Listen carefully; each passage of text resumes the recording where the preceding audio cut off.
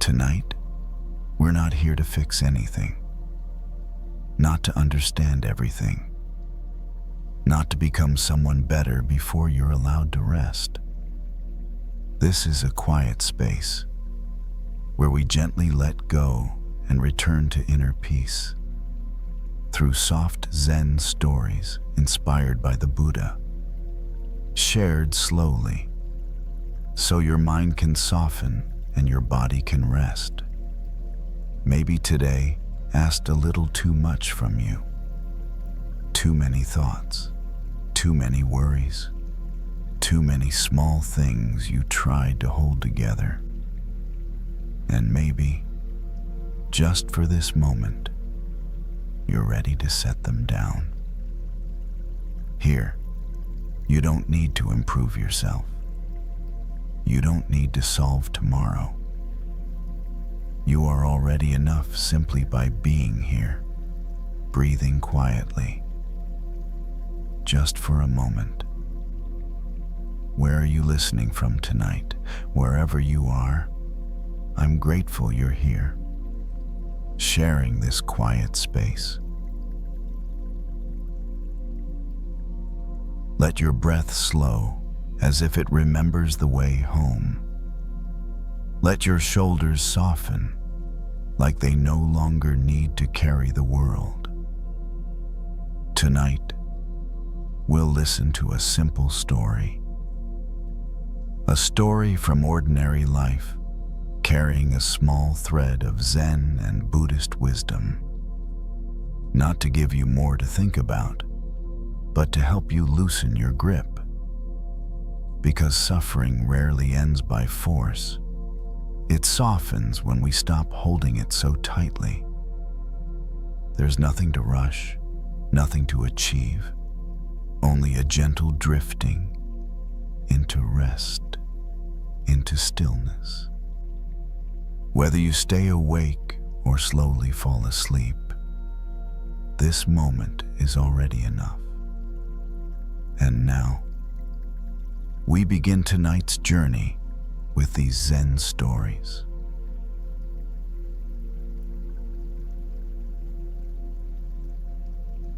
It was late enough that the kitchen felt like a place between days. The overhead light was off.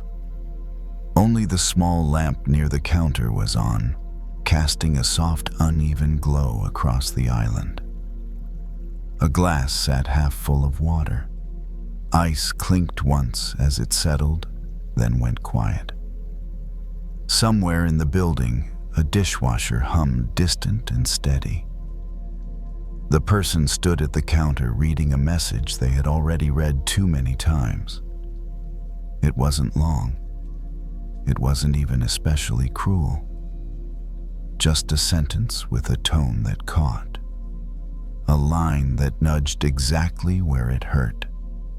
A comment that felt unnecessary and because of that, impossible to ignore.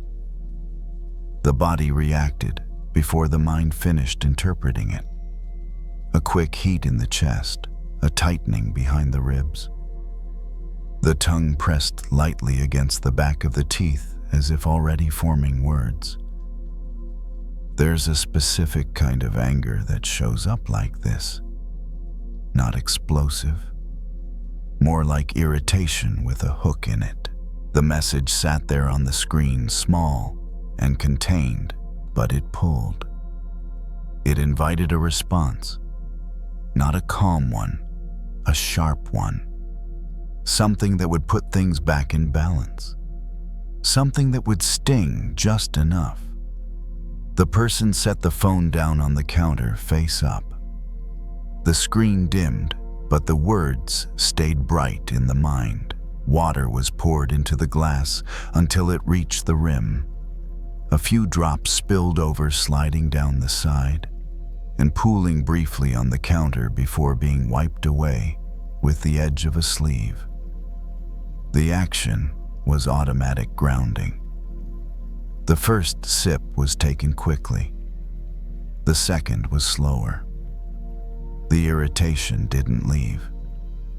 It lingered like something caught just inside the mouth. Not painful exactly, but impossible to forget. The urge to bite down on it, to clamp, to pull back hard. There was a memory sudden and clear of fishing as a kid. Not the quiet, patient kind, the messy kind. Hooks scattered in a metal box, fingers nicked more than once. The shock of realizing too late that a hook had gone deeper when pulled the wrong way. The worst part wasn't the initial catch. It was the instinct to yank. Hooks work because they count on that instinct. The message on the phone felt like that now. A small barb, carefully placed, waiting for movement. The person leaned their hip against the counter and stared at the walleyes unfocused. The mind started assembling replies anyway. One version calm and firm, another sarcastic, another cutting. Each one felt satisfying in the imagination. Each one also tightened the chest a little more. The body knew this pattern, knew what came after. The brief rush of hitting send, the hollow feeling afterward, the replaying, the wondering if it went too far or not far enough. The hook doesn't disappear after you bite. It digs in. The phone buzzed again. Not a new message, just a notification from somewhere else. The sound was enough to make the jaw clench. That was when it became clear the hook wasn't just in the conversation. It was in the body now. Anger like this doesn't need much fuel. It feeds on attention, on repetition, on the simple act of chewing the same thought again and again. The person placed a hand flat on the counter. Cool surface, solid, real. The other hand wrapped loosely around the glass. The ice had melted slightly. The water tasted plain. There was a quiet recognition, not dramatic, not virtuous. I'm already hurt. Swallowing another sharp word wouldn't fix that. It would only add another thing to pull out later.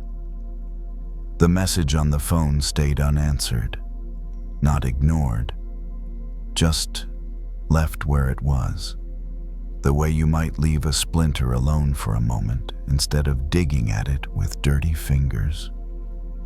The irritation shifted. It didn't go away, but it changed shape. Less sharp, more like an ache. The person thought about how often arguments grow this way. One barb leads to another. One hook swallowed invites a second. Before long, both sides are bleeding and calling it honesty. The kitchen stayed quiet. The lamp hummed faintly. The night pressed gently against the windows. Nothing had been resolved. But something important had been noticed. When you've already bitten the hook, the next kind move isn't to swallow more bait. It's to stop pulling. The kitchen didn't change while the decision settled. The lamp stayed on. The glass of water stayed where it was. The phone remained face up on the counter, silent now, like it had said its piece and stepped back to watch what would happen next. There was a strange pause that followed. Not relief, not clarity, just a moment where nothing was being added. That was new. Usually this was the point where another thought would arrive sharper than the last. Another sentence would form, demanding expression. Silence often felt like losing ground, like letting the hook do its work. But standing there, hands resting on the counter, it became clear that the real damage didn't come from the first barb. It came from the tugging. The body noticed small things. The way the tongue rested in the mouth, the slight ache in the jaw from being clenched earlier, the shoulders still raised just enough to signal tension. All of it felt like evidence of something already caught. The instinct was to pull, to answer, to restore balance by making the other person feel what you felt. That instinct is fast, almost automatic. But hooks don't come out clean when you panic. Anyone who's ever had one embedded knows this. Pulling straight back only drives it deeper. The pain spikes, the damage spreads. What could have been a careful removal becomes a wound that takes longer to heal. The person reached for the phone, then stopped. Not out of willpower, but out of a sudden understanding sending another message right now would be exactly that pull. Instead, the phone was turned face down. Gently.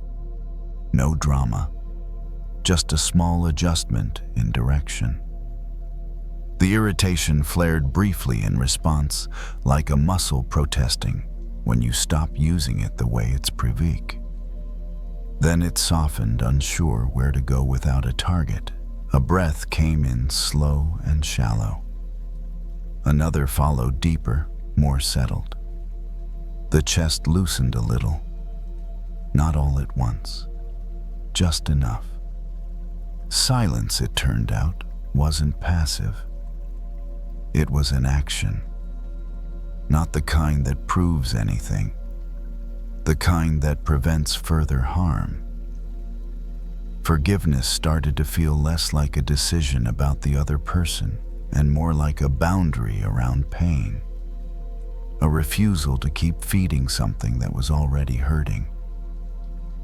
The message hadn't disappeared. It still existed. The words were still there, but they no longer had teeth. The hook, once noticed, lost some of its power. The person took another sip of water. The glass was nearly empty now. The sound it made as it was set down was dull, final, a small closing. There would be a later moment to respond if needed. A moment when the body wasn't reacting. A moment when words could come from steadiness instead of sting. Or maybe there wouldn't be a response at all. Not every hook needs to be addressed.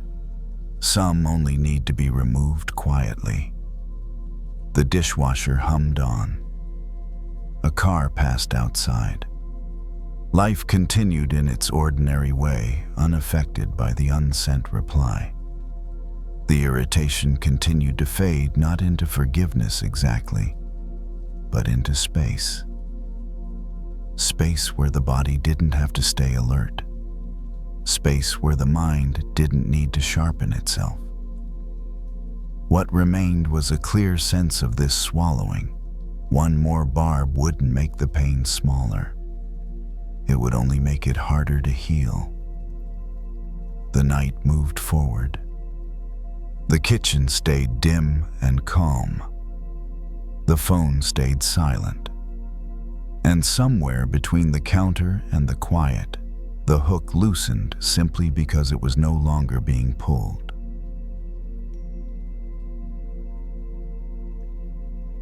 The night air felt sharp the moment the door opened. It rushed in cool and restless, brushing against skin that was still warm from inside.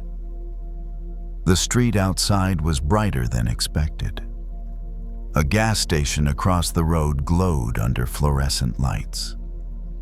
Cars came and went in slow, uneven intervals. Somewhere nearby, wind moved through loose leaves, making a dry, skittering sound along the curb. The person stood still for a second, keys in hand, adjusting to the shift. Inside, everything had felt contained, predictable, quiet. Outside, the air carried a different mood, edgy, unsettled. The kind of air that makes tempers shorter and thoughts louder. Earlier, the argument hadn't ended cleanly. It hadn't exploded either. That almost made it worse. It ended with clipped sentences, with one person walking away while the other still had more to say, with that familiar sense of unfinished heat sitting just under the skin. The person had come out here to cool off. That was the plan anyway. As they crossed the lot toward the gas station, the wind picked up. Not strong, but steady. It pressed against the body, slipped under sleeves, tugged at loose fabric. The anger moved with it. The mind replayed the exchange, sharpening each line, imagining better timing, better phrasing, a final sentence that would have landed harder, something that would have closed the gap instead of leaving it open. A lighter was pulled from a pocket without much thought. Old habit. The thumb flicked it open, shielding the flame briefly as it caught. The small light flared bright and confident in the dark. For a moment it felt good. The flame steadied, casting a warm glow against the hand. The body leaned slightly forward, instinctively protecting it. Then the wind shifted. The flame bent sharply, sputtered, and sent a lick of heat back toward the fingers. Not enough to burn, but enough to sting. The person hissed softly and adjusted their grip, trying again to block the wind. The flame fought. The wind answered. The heat kept coming back. That was when the comparison landed. Anger held like this was a torch against the wind. It felt powerful in the hand. It promised clarity, direction, a way to see, but every step forward pushed the flame back toward the one carrying it. The lighter was closed with a click. The sudden darkness felt almost like relief. The person flexed their fingers, noticing the warmth lingering on the skin. Not painful, just enough to be felt. The argument replayed again, this time with more intensity. The urge to go back, to continue, to finish it properly, to say the thing that would finally make the other person understand. But standing there in the open air, it became obvious how exposed that urge was, how much energy it took to keep the anger lit against resistance. The wind didn't care about being convinced. It didn't slow down to listen. It just kept moving. The body noticed its own effort. The shoulders tense, the jaw set, the breath shallow as if preparing to push forward instead of step back. The anger hadn't made the person stronger out here. It had made them more vulnerable. Every gust redirected the heat inward. The gas station doors slid open and closed. Someone laughed briefly, then disappeared. Life continued in small, indifferent motions. The person stepped closer to the building, where the wind softened slightly. The air still moved, but less aggressively. The body responded right away. Shoulders dropped. Breath lengthened. The difference was immediate. It wasn't that the wind had stopped. It was that the person had stopped walking directly into it. The argument from earlier hadn't changed. The words were still said. The hurt was still real. But something about the posture shifted. The need to keep advancing, to keep pressing, eased just enough to notice the cost of doing so. Holding anger like a torch demanded constant adjustment, constant defense, constant awareness of how it might turn back on you. It wasn't peace. It was vigilance. The person leaned against the side of the building, feeling the cool surface through their jacket. The lighter rested heavy in the pocket now, unused. There was no decision yet to forgive, no resolution. Just a clear sense that continuing to charge forward with this heat wasn't making things safer. It wasn't making things clearer. It was only burning the hands that held it. The wind continued to move through the lot, indifferent and steady. And for the first time since the argument, the person stopped trying to fight it head on. The wind didn't stop. It moved around the building, slipped through open spaces, tugged at corners and edges. But here, pressed against the wall, it lost some of its force. It became background instead of opposition. The person stayed there longer than planned.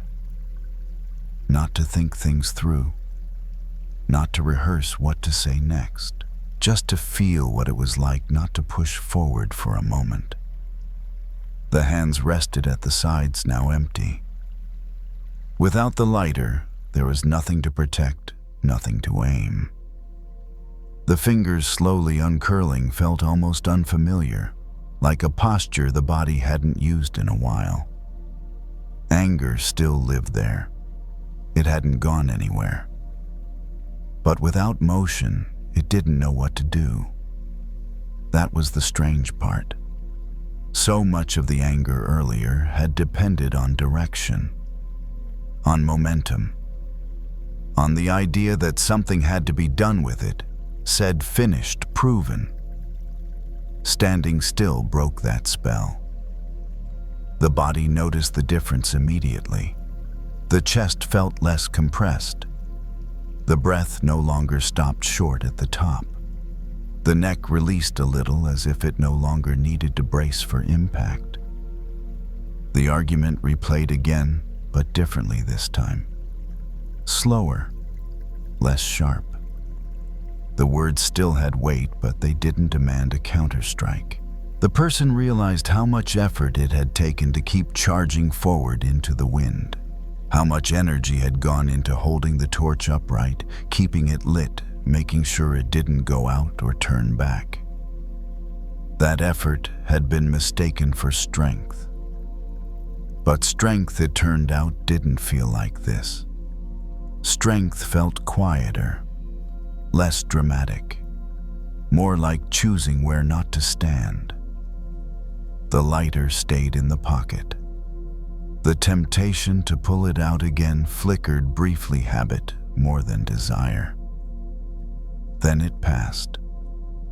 The flame didn't need to be proven. Forgiveness began to make sense here, not as reconciliation, not as softness toward the other person, but as a change in orientation, a decision to stop walking directly into resistance. The wind hadn't been personal. It never is. It didn't know the details of the argument. It didn't care who was right. It simply moved the way it moved. Fighting it head-on had only guaranteed one outcome: getting burned. The person pushed off the wall and took a few steps back toward the car. Not rushing, not storming, just moving. With each step away from the open lot, the wind eased again. The difference was subtle but undeniable. Less noise, less pull. The body responded in kind. Forgiveness in this moment wasn't about letting anyone off the hook. It was about not letting the fire keep choosing the direction of the night. The anger could exist without being carried forward. The heat could cool without being extinguished violently. There would be a time to talk. Or not. A time to revisit what happened, or to let it remain unfinished. None of that needed to be decided right now. Right now, the body needed to stop being scorched by its own grip. The car door opened and closed again. Inside, the air was still, protected. the kind of quiet that doesn't argue with you. The seat accepted the body's weight without resistance. The keys turned. The dashboard lights came on softly. The world outside stayed windy, restless, unchanged. But inside the car, the flame was gone. Not destroyed, just set down. The person sat there for a moment before driving off, hands resting on the wheel, relaxed now. The earlier urge to rush back into the argument had faded into something more manageable, an awareness instead of a push. Anger, when met this way, didn't disappear. It transformed. It stopped being a weapon and became information. It stopped being fire and became warmth, distant and contained. The car pulled out of the lot, merging into the slow flow of traffic. Headlights stretched ahead, steady and calm. The wind continued to blow behind them, and for the first time that evening, it wasn't something to walk against.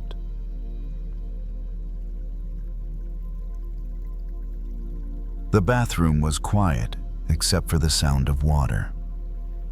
Not rushing, not splashing. Just a steady stream hitting tile, breaking into softer echoes that filled the small space. Steam gathered slowly, blurring the edges of everything without fully hiding it. The person stood under the shower, eyes closed, letting the warmth do what it always did. Loosen muscles that had been tight all day, soften joints that had been held too stiff for too long. That's when the anger showed up. Not loudly, not all at once. It came as a tightness in the chest, a thought that slipped in sideways, a memory of a conversation that had already ended but hadn't stopped moving inside. Someone's words, someone's tone, a look that landed wrong. It didn't seem like much on the surface, the kind of moment that other people might shrug off without thinking twice. But the body had reacted strongly, almost disproportionately. That was the part that didn't make sense. The water ran over the shoulders, down the back. A hand reached out to steady against the wall. The tile felt solid, cool under wet skin. The mind replayed the moment again, slower this time. Why did that bother me so much? The question wasn't asked gently at first. It carried an edge, an accusation, as if the anger itself were a problem to be solved. The body answered instead, a familiar tightness in the stomach, a subtle clench in the jaw, a shallow breath that didn't quite make it all the way down. This wasn't new. The realization came quietly without drama. This reaction had happened before. Different people, different situations, same sharp spike, same lingering heat. The water kept falling, patient and indifferent. The steam thickened, fogging the mirror just outside the shower door. Shapes softened, reflections blurred. A memory surfaced, uninvited but clear, standing in front of a mirror years ago, younger, trying to understand a feeling that didn't match the situation. Seeing the same tension in the face then, the same guarded expression, the same sense of being braced against something unseen.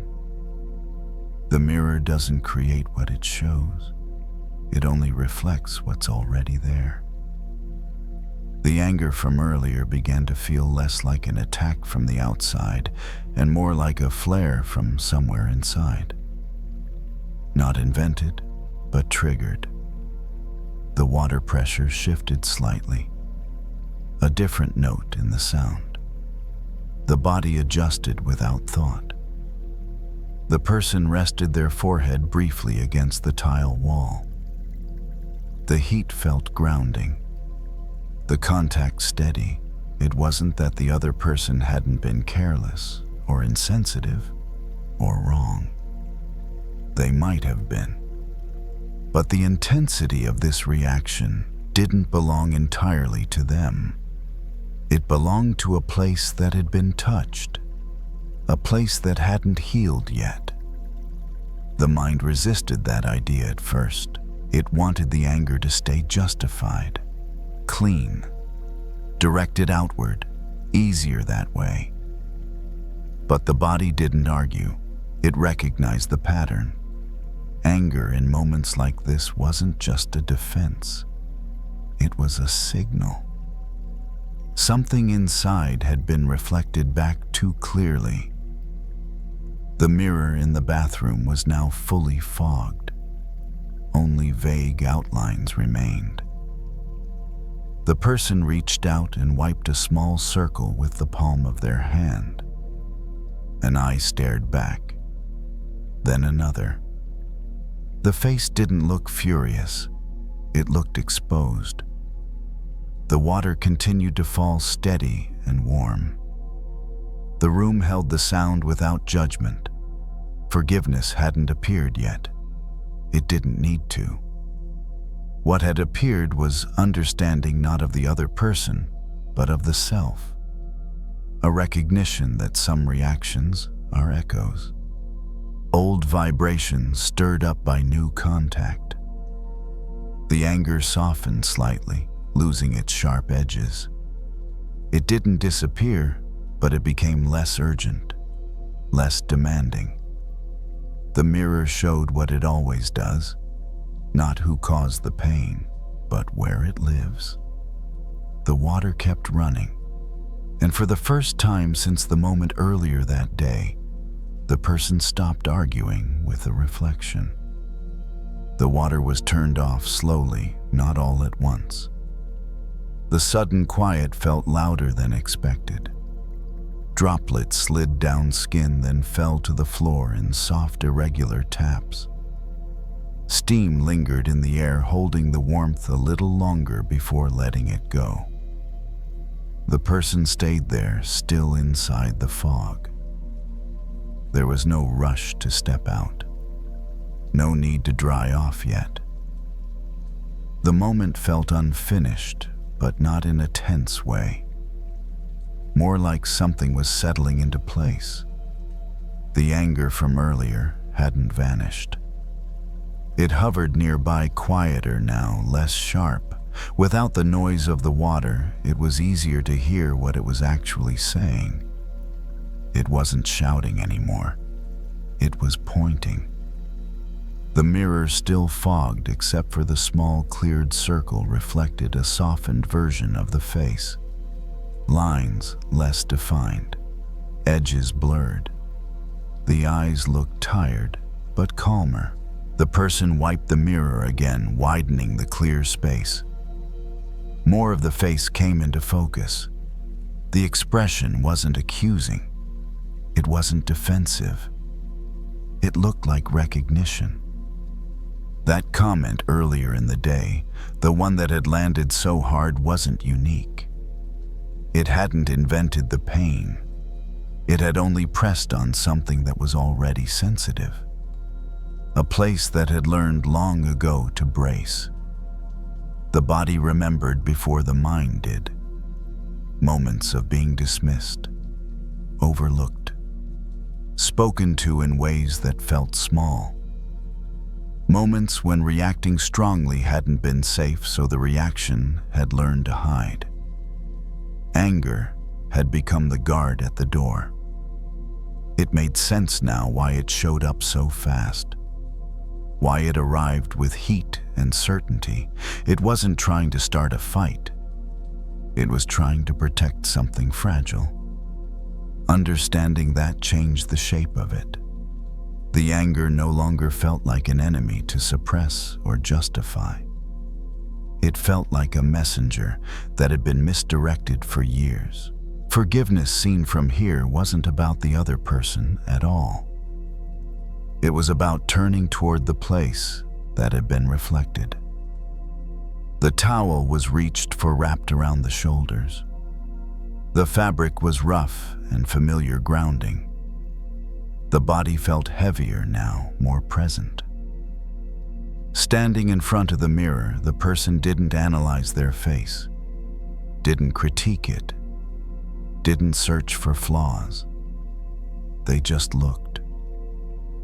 The reflection didn't need correcting. It needed acknowledgement. The person who had triggered the anger earlier was probably moving on with their day by now. Their words already dissolving into other conversations, other concerns.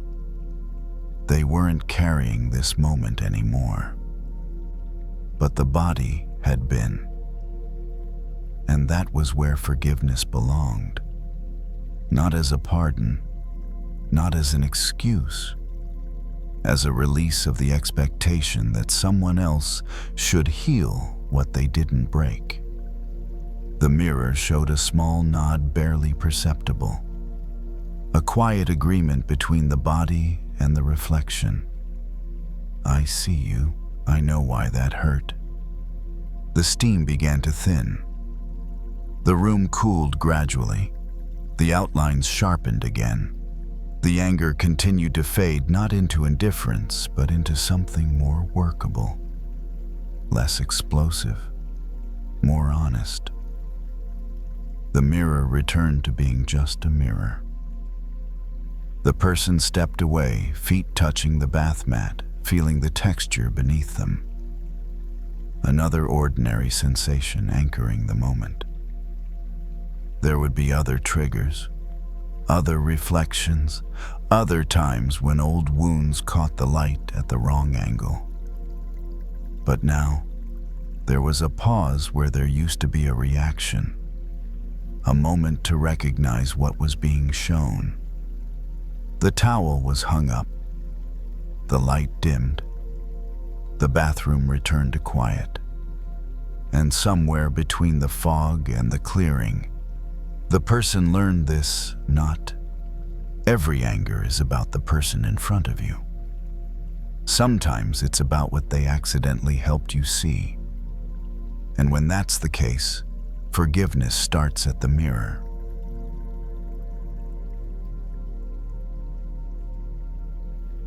The grocery parking lot was louder than it needed to be. Carts rattled over uneven pavement. Car doors opened and closed too hard. Somewhere a horn was held a second longer than necessary. The sky hung low and gray, pressing down on everything, making even small sounds feel sharp. The person stood beside their car with the trunk open, one hand gripping a grocery bag, the other resting on the edge of the hatch. The bag was heavier than expected. Not because of what was inside, but because of how the body was holding itself. Tight, alert, ready. Earlier that day, everything had started piling up. Emails marked urgent, conversations that went nowhere, a last-minute change that unraveled careful plans, none of it catastrophic, all of it irritating in a way that stacked. Now it felt like the world was daring them to snap. Someone brushed past too close with a cart. Another car pulled into a spot, aggressively, tires squealing slightly. A voice nearby rose in frustration over something small and already lost. The chest tightened. The body leaned forward just a little, as if bracing against incoming weather. Anger in moments like this doesn't need a single cause. It feeds on accumulation. The grocery bag was lifted into the trunk and set down harder than intended. Cans clinked together loud and metallic. The sound echoed in the hollow space and then vanished. The mind immediately offered commentary. Of course this happens now. Why is everyone so careless? Can't anyone slow down? Each thought sharpened the next. The storm wasn't just outside, it was inside. The person closed the trunk part way, then stopped. The latch hovered inches from locking suspended. There was a memory not from today, but from long ago. Sitting through a storm as a kid. Rain pounding the roof so hard it sounded like something trying to break in. Wind howling around corners, bending trees into unfamiliar shapes.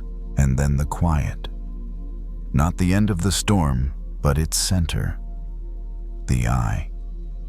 A place where everything paused, where the air went still, where the chaos circled at a distance loud, but no longer on top of you.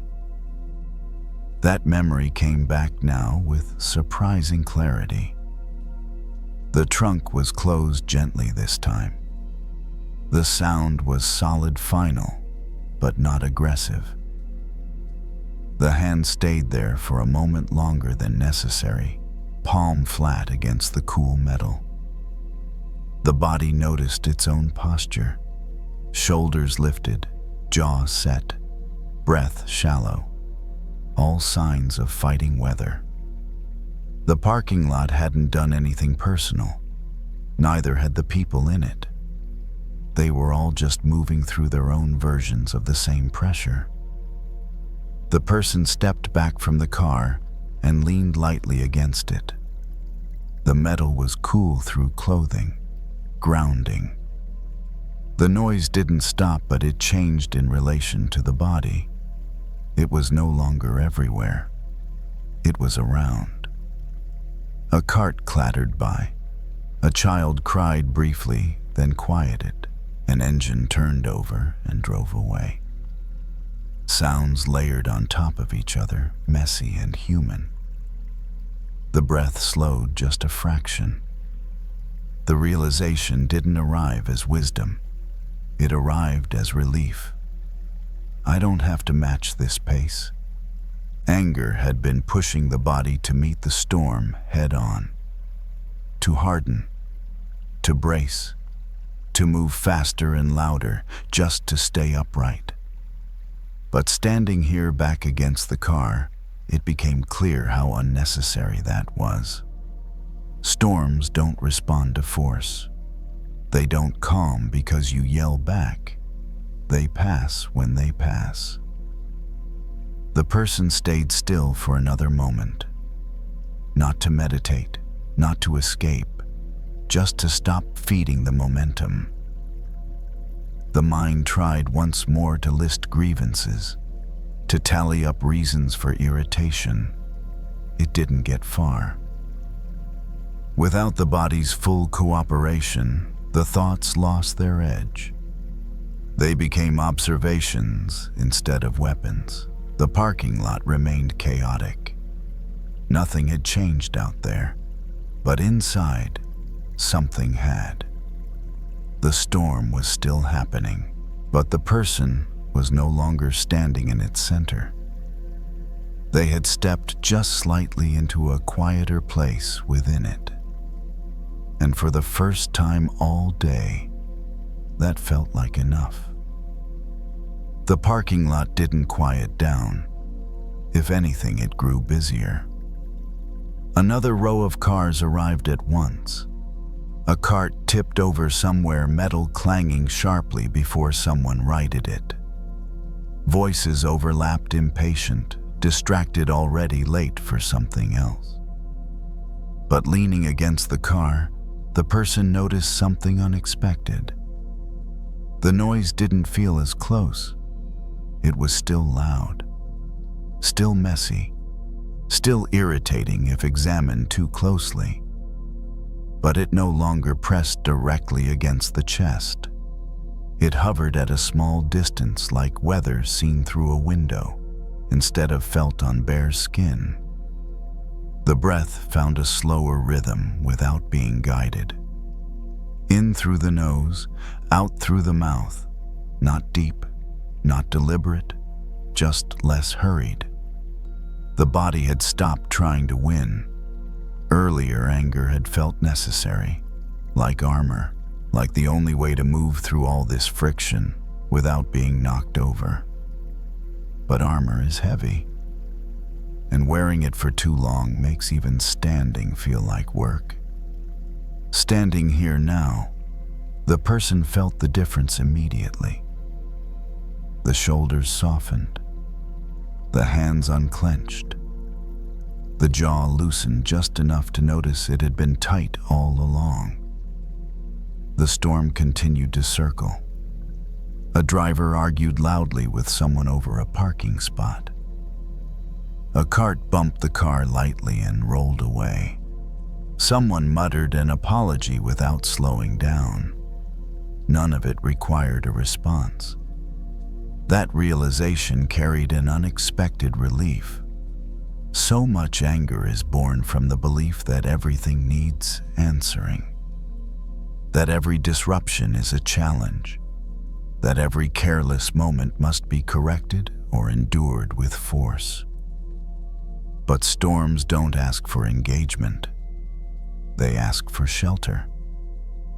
The person thought again of that childhood memory, of sitting inside while rain lashed the roof, listening to the wind move around the house, feeling the violence of it without being pulled into it.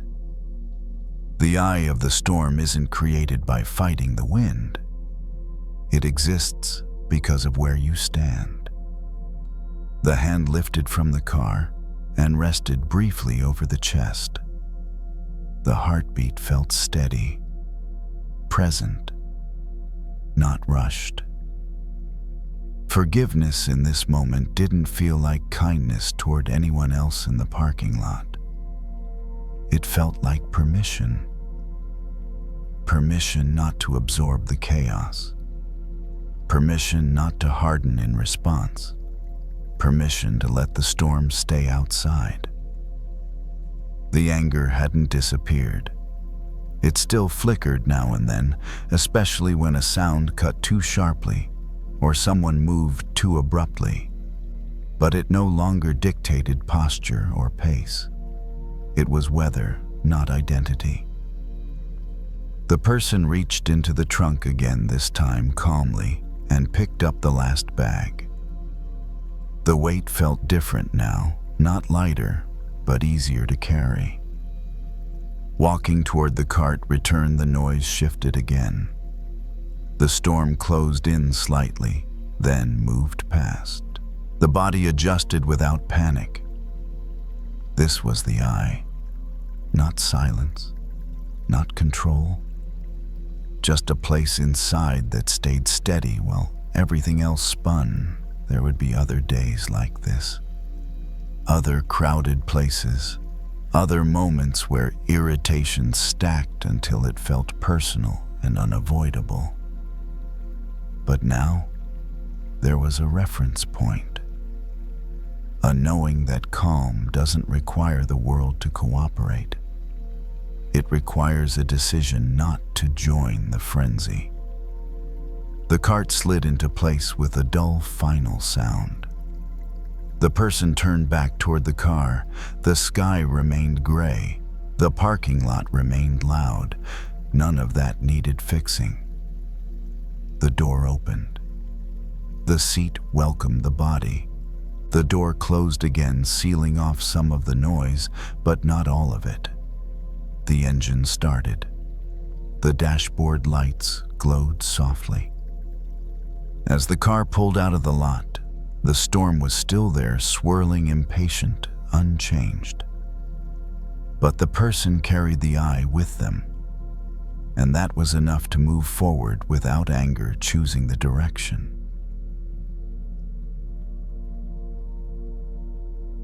The porch was quiet in a way that felt earned. Not silent exactly. There was the soft movement of air through the trees, the occasional sound of a car passing a few blocks away, tires hissing briefly against pavement before fading. A porch light cast a warm circle that didn't reach very far, leaving the edges of the night untouched. The person sat on the steps, elbows resting loosely on their knees. A thin blanket was folded beside them, unused. The air was cool but not uncomfortable. Earlier that day, words had been thrown their way, not shouted, not dramatic, just spoken casually, almost carelessly. Opinions, judgments, a few sentences that landed heavier than they were meant to. The kind of words people release and then forget about, assuming they'll dissolve on their own. They hadn't dissolved. They had followed the person home, settled somewhere behind the ribs, tightened the chest in small, quiet ways, returned during moments of stillness like now. The mind replayed them automatically. Why would they say that? What gives them the right? Do they really think that's who I am? Each replay sharpened the edge a little more. The night sky stretched overhead, dark and wide. Clouds moved slowly across it, their shapes changing as they went. They weren't dramatic clouds. No storm. Just thick enough to block stars, thin enough to keep moving. The person watched them without trying to. There was a familiar urge to answer the words from earlier, to correct the record, to defend, to explain, to make sure the version of them that lived in someone else's mind wasn't distorted. That urge carried heat. Anger in this form didn't feel explosive. It felt solid, like a weight pressing down. The porch step beneath them felt firm, unmoving. The wood held its shape without complaint. The contrast stood out. The clouds above shifted constantly. The step stayed where it was. A thought drifted in, uninvited and simple. I don't have to move for this. The words from earlier were still there, still sharp in memory, still unpleasant, but they were beginning to feel less like something that needed engagement and more like something passing through. Clouds don't ask mountains to respond. They don't insult them. They don't define them. They just pass. The person adjusted their position slightly, finding a more comfortable angle on the step. The movement was small, practical. The body responded with a slight easing. Earlier anger had pushed them to stand up inside, to brace, to prepare for argument, to gather evidence, to rehearse explanations that might never be used. Sitting here now, none of that felt necessary. The mountain doesn't chase clouds away. It doesn't argue with their shapes. It doesn't try to prove its solidity. It remains. The words from earlier began to feel lighter. Not gone, just less dense. They still existed, but they no longer pressed so hard against the chest. The person noticed their breath for the first time in a while. It moved steadily, not deep, not shallow, just present. The clouds continued their slow crossing. One thinned out its edges, dissolving into the dark. Another drifted in behind it, briefly taking its place. The words in the mind did something similar. One replay faded. Another appeared, then softened. Nothing was being forced away. Nothing was being held. The porch light hummed faintly. A moth circled it once, then disappeared into the night. The world carried on without commentary. Forgiveness hadn't arrived yet. It didn't need to. What had arrived was space. Space between the person and the words. Space where the body didn't need to tense. Space where identity wasn't up for debate. The mountain doesn't absorb the clouds. It doesn't become them. It lets them pass overhead, knowing they'll change shape and move on, whether it reacts or not. The person stayed seated, watching the sky shift, feeling the steadiness beneath them. And for the first time since the words were spoken, it felt possible not to carry them any further tonight. The night grew a little deeper while the person sat there. Not darker in a dramatic way, just quieter. The street sounds thinned out. The air cooled another degree, enough to notice on the skin, but not enough to be uncomfortable. The porch light stayed steady, unchanged by the shift. The clouds kept moving. Some thickened briefly, gathering into heavier shapes, then stretched thin again, as if pulled apart by an invisible hand. None of them stayed long enough to become anything fixed. The words from earlier followed the same pattern now. One surfaced, paused, then drifted on. They no longer arrived as a solid block. They came in fragments, losing their weight as they passed through attention. The sting that had felt so sharp before softened into something dull, then into something almost neutral. The person realized how much effort had gone into holding those words in place, replaying them, interpreting them, arguing with them silently. That effort had felt necessary, like vigilance, like self-respect. But sitting here, it was clear that vigilance wasn't the same as stability.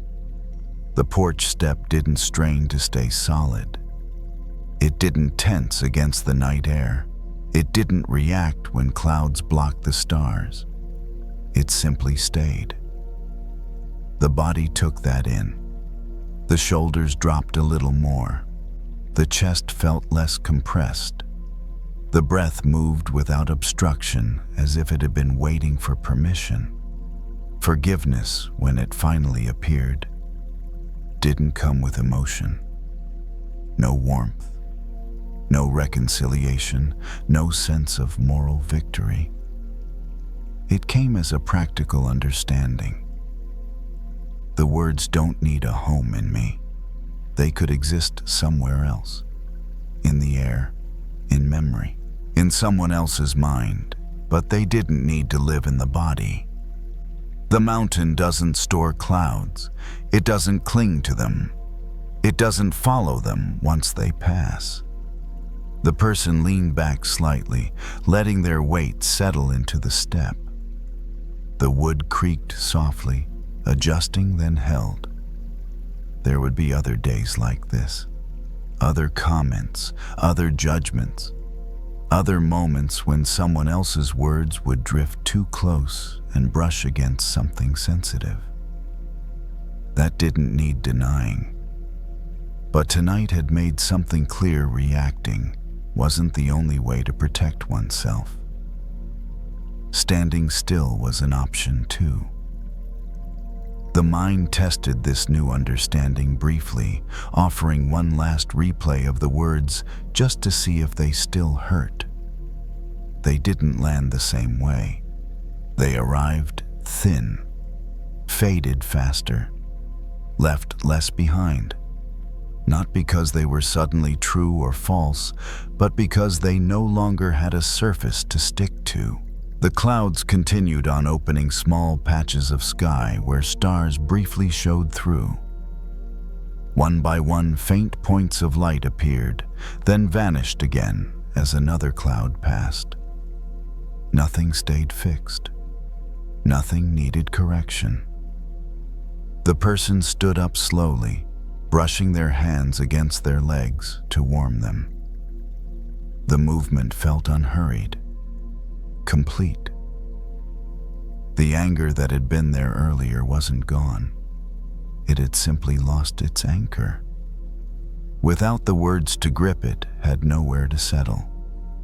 Inside the house waited, warm, ordinary, safe. Before stepping back through the door, the person looked up once more at the sky. Another cloud slid past, already changing shape, already moving on. The mountain never chased it, and tonight, neither did they. The porch light was turned off. Darkness folded in gently. The door closed behind them with a soft click. Outside, the clouds kept drifting. Inside, something stayed.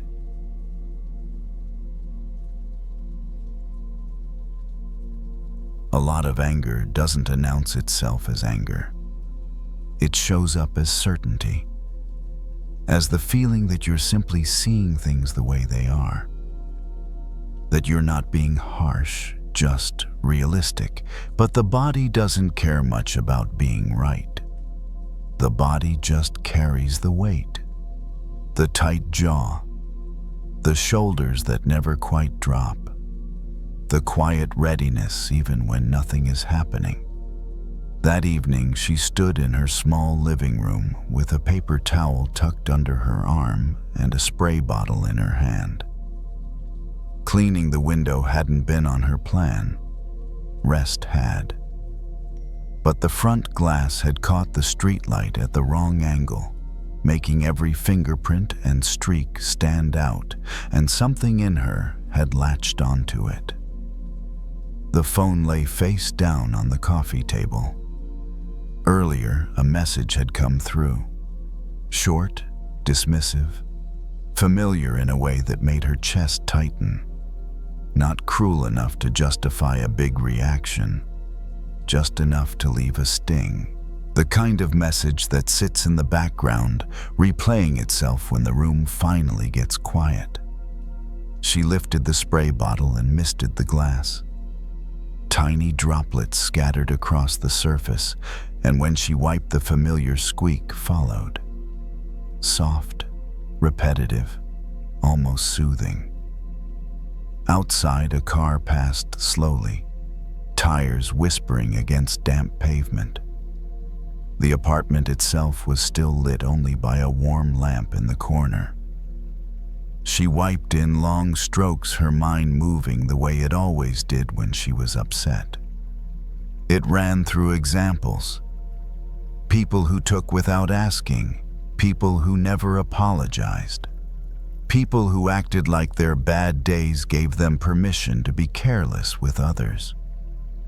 If anyone asked, she would have said she wasn't angry. She was just done.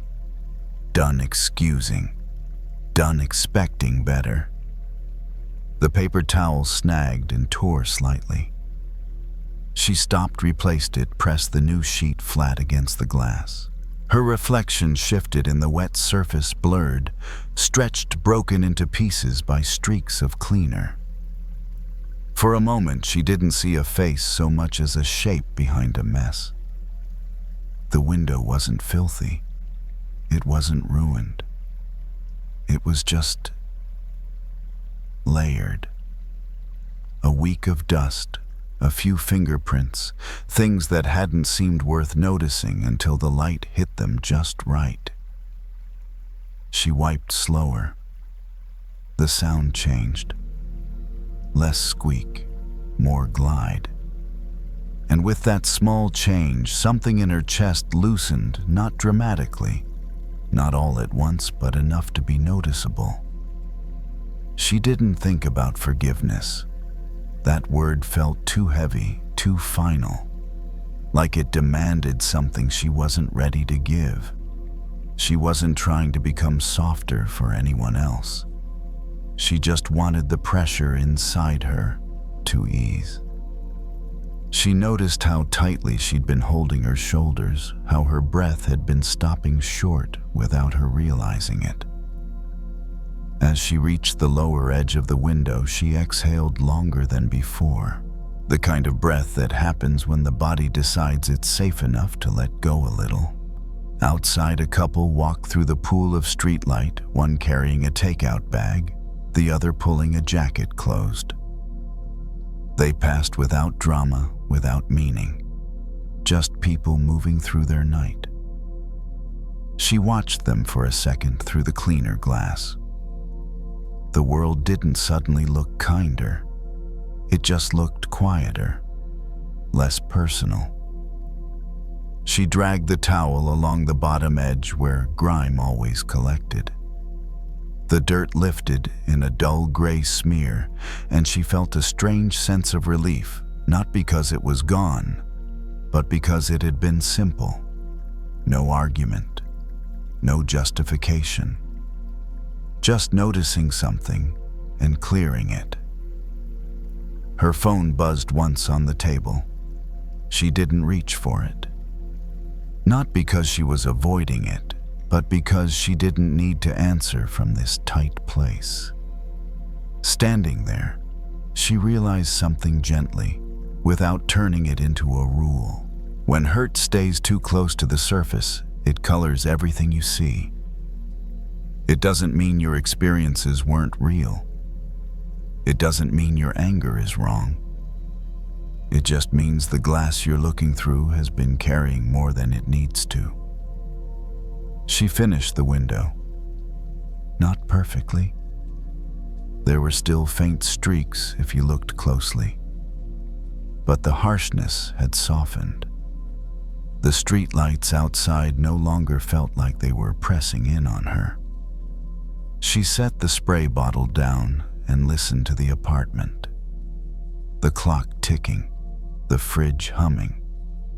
Somewhere far away, a siren rose and faded. She wasn't ready to forgive anyone. She didn't need to be. For now, it was enough to know this. She didn't have to keep her face pressed against dirty glass to prove she'd been hurt. She turned off the lamp and walked away from the window, leaving it as it was clear enough. She didn't look at the phone right away, not because she was afraid of what it said, but because she could feel how easily her body would tighten again if she reached for it too fast. So she let it sit there, screen down, while she rinsed her hands at the sink and dried them slowly on a towel that had already seen better days. When she finally picked the phone up, the room hadn't changed. The lamp was still dim. The apartment was still quiet. Nothing dramatic had shifted in the outside world. That helped. It meant she wasn't walking back into the moment the message first landed. She was entering it from somewhere slightly steadier. The message was still what it had been, a few lines, careless in tone, light where it should have been thoughtful.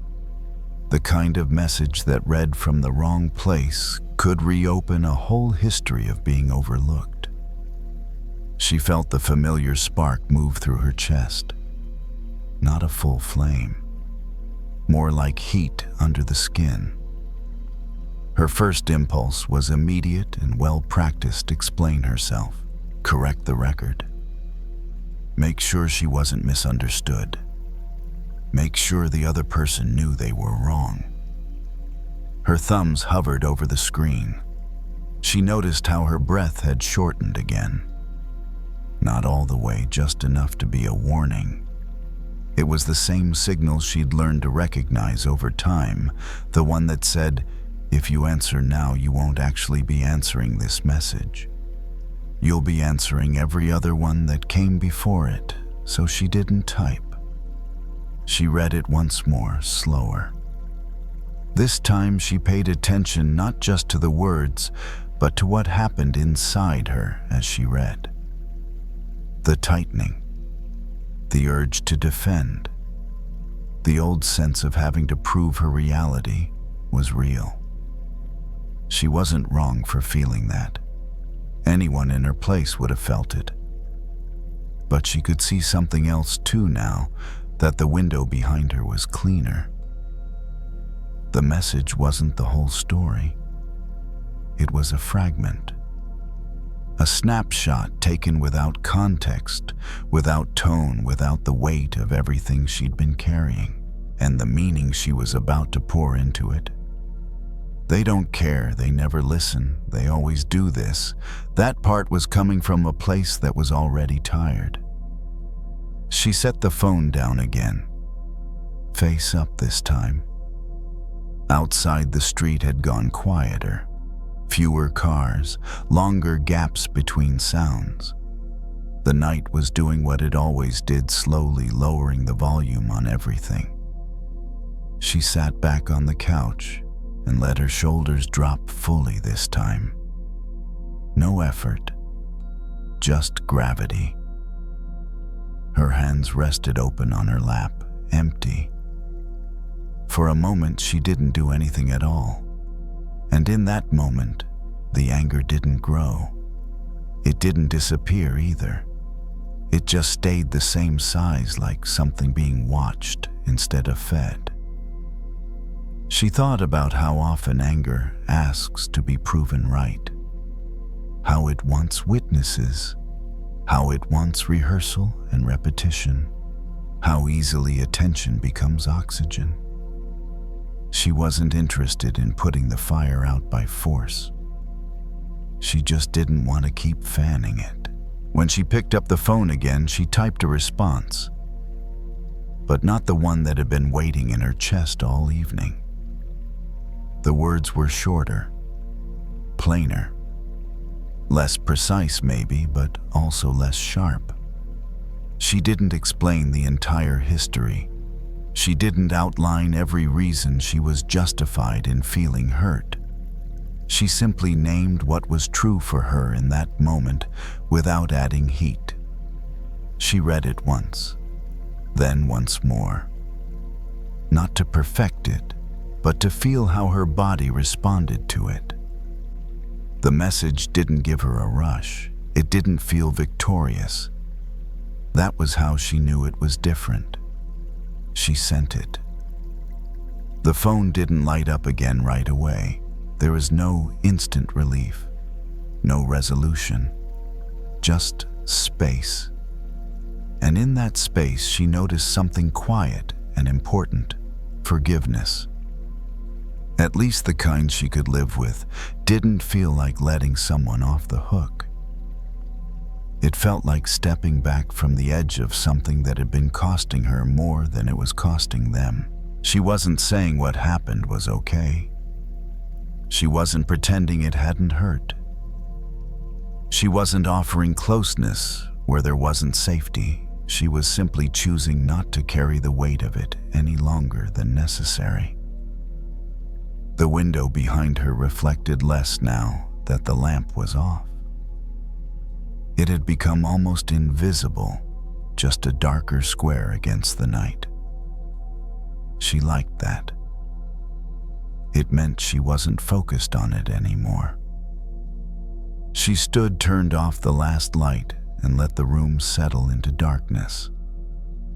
The anger hadn't vanished, but it had loosened its grip enough for her to move without it steering.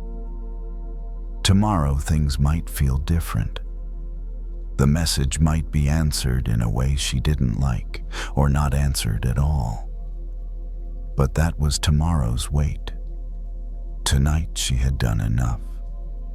She lay down without replaying the conversation again. The streetlight glow barely reached the ceiling. Her breath found its own rhythm. The glass between her and the world didn't need to be perfectly clean. It just needed to be clear enough for her to rest. Anger can feel like energy, like clarity, like you finally have the courage to say what you should have said. And sometimes it really is that. But there's another kind of anger that doesn't bring anything clean with it. It just brings heat. It doesn't solve the problem. It keeps the problem alive because it keeps feeding it. He was sitting in his car in the driveway, engine off, seatbelt already unclicked, hands still on the steering wheel, like he hadn't fully arrived home yet. The house was dark, except for a faint glow through the blinds. The neighborhood was quiet in that late-hour way. No lawn sprinklers, no kids, no garage doors, just the occasional far-off sound of tires passing over a main road. The phone was in the cup holder. The screen was lit. A thread of messages sat open, and his thumb hovered over the keyboard. He had typed something sharp, deleted it, typed something longer, explaining everything, deleted that too, then typed something short again, too short, the kind of short that's really a slap. He wasn't proud of any of it, but he also didn't feel calm. Calm wasn't available. What he felt was that tight, bright pressure behind the eyes, like a light turned up too high in his head. It had started as something small earlier in the day. A comment, a tone, a little joke that wasn't funny. The kind of moment you can brush off in public, then later, when you're alone, it replays with different lighting. In the replay, you notice the disrespect more clearly. You notice the pattern. You notice how long you've been swallowing things. By the time he got in the car after work, the anger had already grown. Not because the original moment got worse, but because he kept returning to it. Each return brought a fresh surge, like throwing another log onto the same fire. Now in the driveway, he could feel his body wanting motion. His knee bounced once. His shoulders were forward. His jaw was tight. He stared at the words he'd typed. They felt satisfying in a dark way, like hitting a wall with your fist. Painful, but honest. Immediate. He was about to send it. Then, the strangest thing happened. Not an insight, not a spiritual moment, just a tiny, ordinary detail that interrupted the whole machine in his head. The porch light clicked on across the street. A neighbor stepped outside for a second, barefoot, holding a small bag of trash. The light turned their face into a pale blur for a moment, then they disappeared back inside. The porch light stayed on. That was it. Nothing important.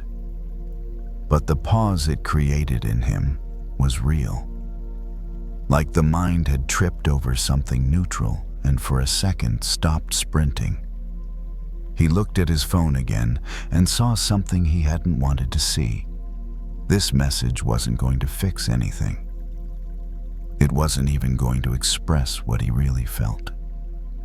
It was only going to spread the fire into tomorrow. Because anger, when it's hot, doesn't just want to speak. It wants to land. It wants to hurt back. It wants the other person to feel what you felt. And the problem is, once you send that kind of message, you can't take it back. Even if you apologize later, even if you explain later, the heat stays in the room. His thumb hovered again. He felt his chest tighten, like his body was arguing. Send it. They need to know. They deserve it. And maybe part of that was true. Maybe the other person had been careless. Maybe they had been unfair. Maybe they had been repeating the same pattern for years. But there was another truth, too quieter and less dramatic. He didn't want to spend his night like this. He didn't want to give his attention to the same flame over and over, just to keep it alive. He had once watched a video about wildfires, how wind feeds them, how dry brush becomes fuel, how one gust can turn a contained fire into something that eats miles. He remembered one line from a firefighter interview, something simple.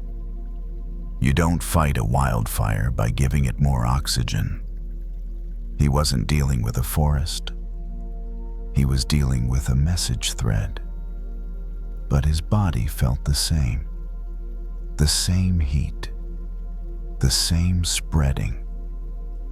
He set the phone down in the cup holder and forced himself to do one thing that wasn't about the conversation.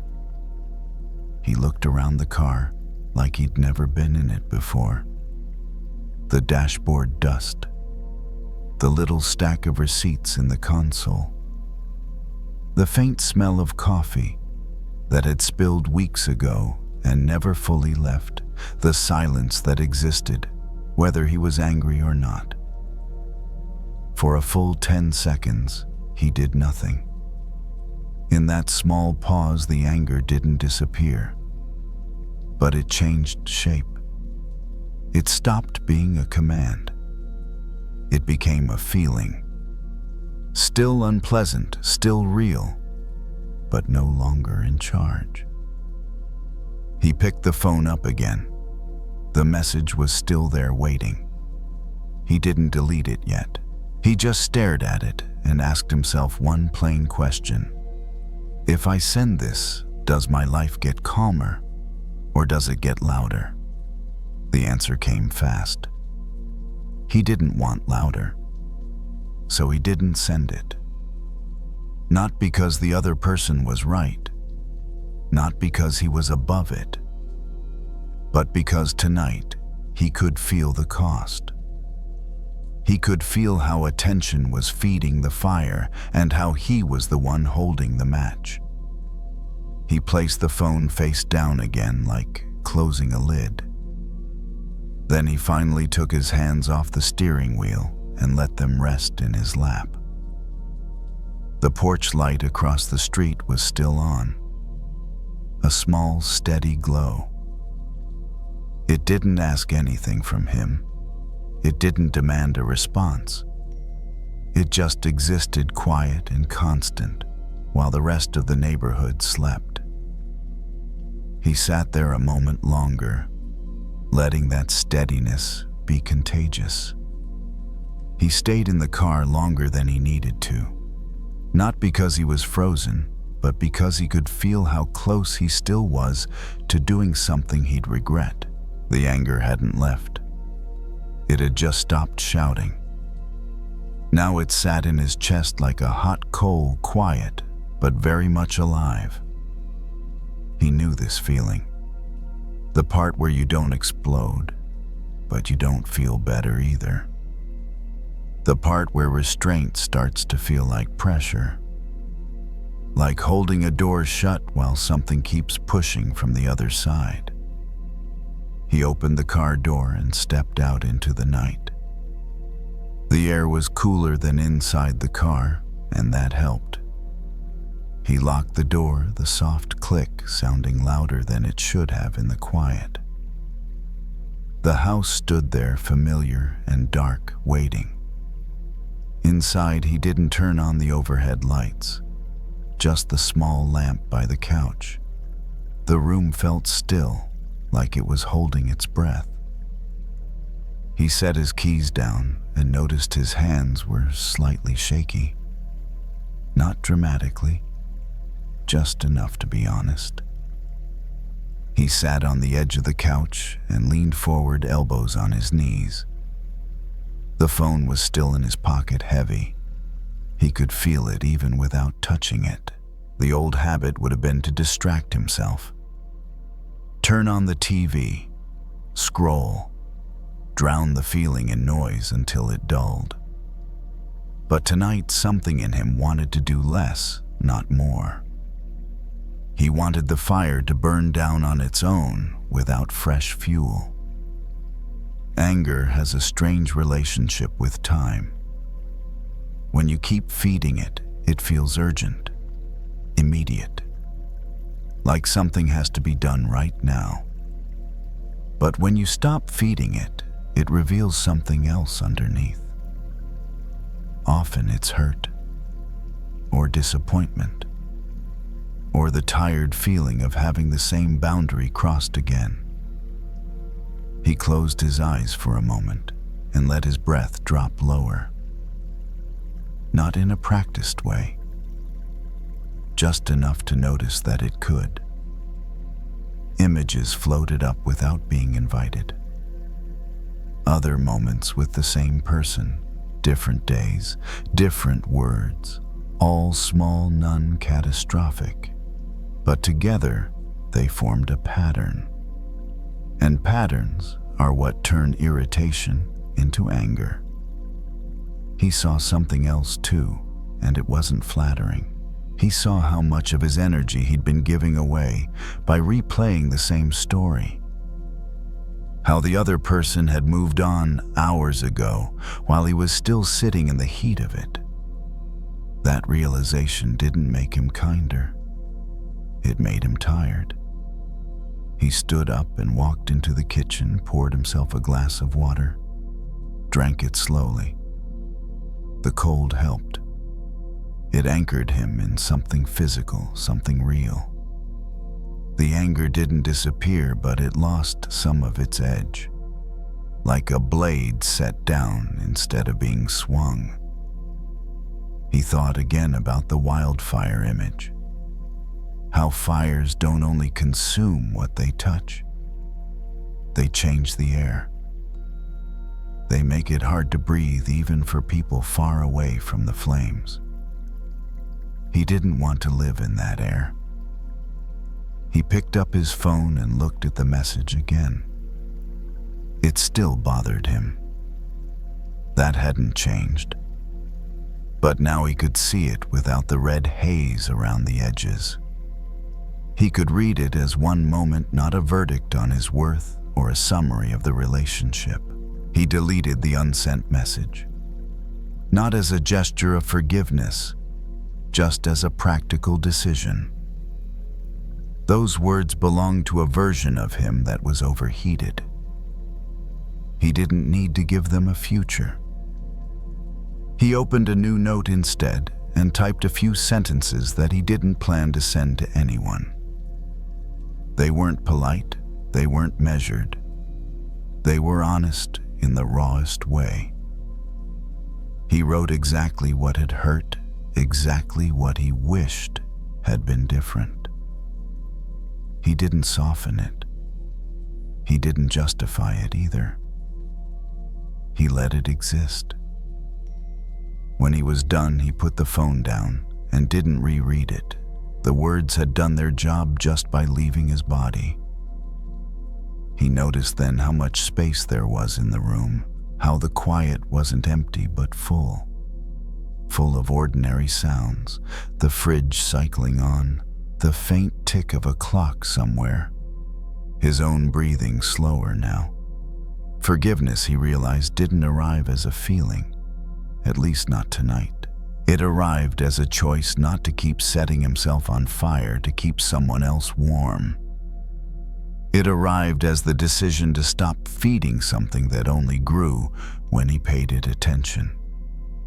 Tomorrow he might say something, or he might not. He could address the issue later from a steadier place, or he could decide it wasn't worth reopening. Both options existed now, and having options felt better than being trapped in reaction. He turned off the lamp and stood in the dark for a moment. The anger was still there, faint but present. He didn't push it away. He just didn't invite it to take over the night. As he lay down, the image of the porch light across the street came back to him. Steady, unbothered, not fighting the dark, just illuminating its own small circle. That felt like enough. He let the night take the rest. The kind of anger that scares you isn't always the loud kind. Sometimes it's the quiet kind, the kind that doesn't shout. It just hardens. It settles in like dry ground that hasn't seen rain in a long time. You can still function. You can still smile at the right times. You can still get through a day. But inside, everything feels stiff, tight, like you've stopped expecting softness because softness keeps getting stepped on. That night, they were standing at the kitchen sink, sleeves pushed up the faucet, running in a thin, steady stream. The dishwasher was on behind them, doing its slow, rhythmic job, water moving, turning, humming like a distant machine in a different room. The only light in the kitchen came from a small lamp on the counter. Warm, dim, enough. They weren't washing dishes because the dishes demanded it. They were washing dishes because their hands needed something simple to do. Earlier, there had been a moment at work that shouldn't have mattered this much. A comment, a little edge in someone's voice, a kind of casual impatience that landed like a slap because it wasn't the first time. It wasn't even the fifth. It was just part of the pattern. The kind of pattern that makes your body start bracing before you even walk into the building. They had nodded, kept their tone neutral, done what they needed to do. On the outside, it looked fine. But on the drive home, their mind began building the whole case. Everything they should have said. Everything they were tired of swallowing. All the small humiliations that stacked up until one more made the pile topple. Now in the kitchen, the anger wasn't exploding. It was simmering. It felt like a tight band around the ribs, like pressure behind the eyes, like the urge to be sharp with anyone who got too close. They set a mug on the counter and poured hot water into it. The steam rose quietly. They dropped in a tea bag, nothing fancy, just something familiar, and watched the water darken in slow swirls. The spoon hit the side of the mug with a soft clink as they stirred. Clink, clink, clink. A small sound, a steady sound, a sound that didn't argue with them. They didn't think, I need to forgive. That would have felt ridiculous. Too big, too clean. They weren't in a clean place. They were in a tired place. The kind of tired that makes anger feel like armor. They took one sip. Too hot. They set the mug down, exhaled through their nose, and turned back to the sink. A plate, a fork, a pan with a stubborn ring of dried sauce that required more effort than it deserved. They scrubbed a little too hard at first. The sponge squeaked. Their hand pressed down like the pan had personally offended them.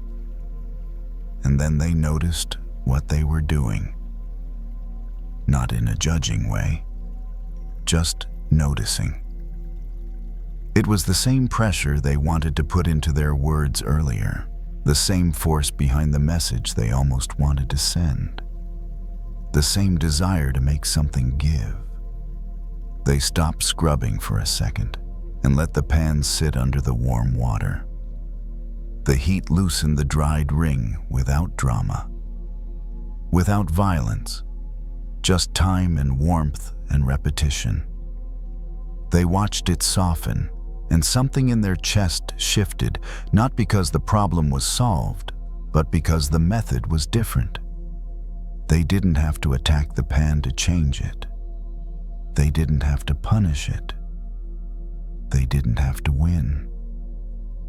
They just had to stay with it long enough, gently enough for it to loosen. It felt almost annoying how true that was. Anger wants immediate results. It wants a moment that feels satisfying. A sharp sentence, a comeback, a slammed door, a message that lands like a punch. But life rarely changes from one punch. Life changes from what you keep doing over time, from what you repeat. They rinsed the pan, set it aside, and listened to the dishwasher hum. The kitchen smelled faintly like soap and steam. The night outside the window was dark and still. They thought about the person who'd been sharp with them earlier, just for a second. Not as an enemy, not as a villain, just as a human body moving through a day. A person with their own tight chest, their own pressure, their own dry places inside. That thought didn't make what happened okay. It didn't erase anything, but it did something small. It loosened the story that said, "This is personal. This is about me. They're doing this because I'm not worth respect." Maybe it wasn't about worth at all. Maybe it was about dryness meeting dryness. They took another sip of tea, still hot but drinkable now. Their shoulders lowered a fraction. They looked at the sink, still full of dishes, still unfinished. They didn't feel cheerful. They didn't feel saintly. They just felt a little less clenched. Outside, the world wasn't dramatic either. The night didn't demand a verdict. The night didn't ask them to be the bigger person in some heroic way. It just offered a quiet space where the heat could cool if they stopped adding fuel. They turned the faucet down and let the water run softer. A calmer sound. Less force, more flow. And they kept going, one plate, one fork, one slow breath at a time, without trying to fix their whole heart in a single evening. They left the last dish in the rack to dry on its own and turned off the faucet. The sudden quiet felt louder than the water had been. For a moment they just stood there, hands resting on the edge of the sink, feeling the warmth slowly leave their skin. The anger was still present. It hadn't vanished during the dishes. It just wasn't hard anymore. It felt more like a sore muscle than a clenched fist. Something tender instead of sharp. They carried the mug to the table and sat down, wrapping both hands around it. The heat seeped in, steady and patient. Outside the window, the night had settled into a deep stillness. No cars passed. No voices floated up. Just the faint reflection of the kitchen light on dark glass. They thought again about the moment from earlier. The tone, the look, the way the comment had landed. Their body replayed it, but this time the replay didn't speed up. It moved slower, like a scene watched from a little farther away. What stood out now wasn't the words themselves, but the weariness underneath them. Not just in the other person, but in themselves. The exhaustion of always adjusting, of always absorbing the edge so things wouldn't escalate, of carrying the unspoken expectation to be patient, to be kind, to be the one who smooths things over. That was the part that had hardened. Not cruelty, fatigue. They set the mug down and leaned back in the chair. The anger had been trying to protect that tired place. It had been saying, "Enough. I can't keep being scraped like this." When they saw it that way, the anger made more sense. It wasn't something to crush. It was something to listen to carefully. Gentleness didn't mean ignoring that message. It meant deciding how to respond to it. They imagined what would happen if they reacted the way the anger wanted. The sharp words, the cold distance, the satisfaction that would last a few seconds, maybe a minute. And then the quiet aftermath, the tension, the regret, the sense of having made things harder, not clearer. They'd been there before. They also imagined doing nothing, just swallowing it again, letting the dryness stay dry. That path felt familiar too, and heavy. So they looked for a third option, not dramatic, not noble, just workable. The rain image came back to them not as poetry, but as something practical. Dry ground doesn't soften all at once. You don't pour a bucket of water on it and expect it to change. That just runs off the surface. What changes it is slow rain, repeated, unimpressive, the kind you barely notice until one day the ground gives a little under your foot. They didn't need to forgive everything tonight. They didn't need to have the perfect conversation. They just needed to choose one small action that didn't add more heat. They picked up their phone and opened a blank note. Not a message, just a place to put words where they wouldn't hurt anyone. They wrote a few sentences, plain, honest, unpolished. What had bothered them? What they wished had been different, where they felt stretched thin. They didn't analyze the sentences. They didn't turn them into a script. They just let them exist. When they finished, they closed the note without saving it. The anger eased a little more, not because it had been solved, but because it had been acknowledged. They rinsed the mug and set it in the rack. The dishwasher hummed on, steady and unbothered by any of this. The kitchen light felt softer now, like it had dimmed on its own. Tomorrow they might say something, or they might wait and see. They could choose their moment, their tone, their timing. That choice didn't have to be made under pressure. It didn't have to be made while their chest was still tight. Forgiveness, they realized, didn't have to look like warmth towards someone who had been careless. Sometimes it looked like not turning hard yourself, like keeping your own inner ground from cracking further. They turned off the kitchen light and walked into the darker part of the house. The air felt cooler, calmer. The anger was still there, faint but present, like the smell of rain after it stopped. They lay down without replaying the moment again. Their breath found a slower pace, not because they forced it, but because nothing was pushing anymore. The ground inside them hadn't turned soft overnight, but it had absorbed a little water, and that was enough for now.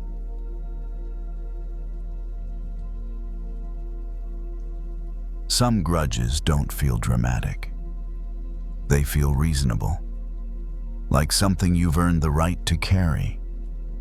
They sit quietly in the background of your day, flavoring everything just a little.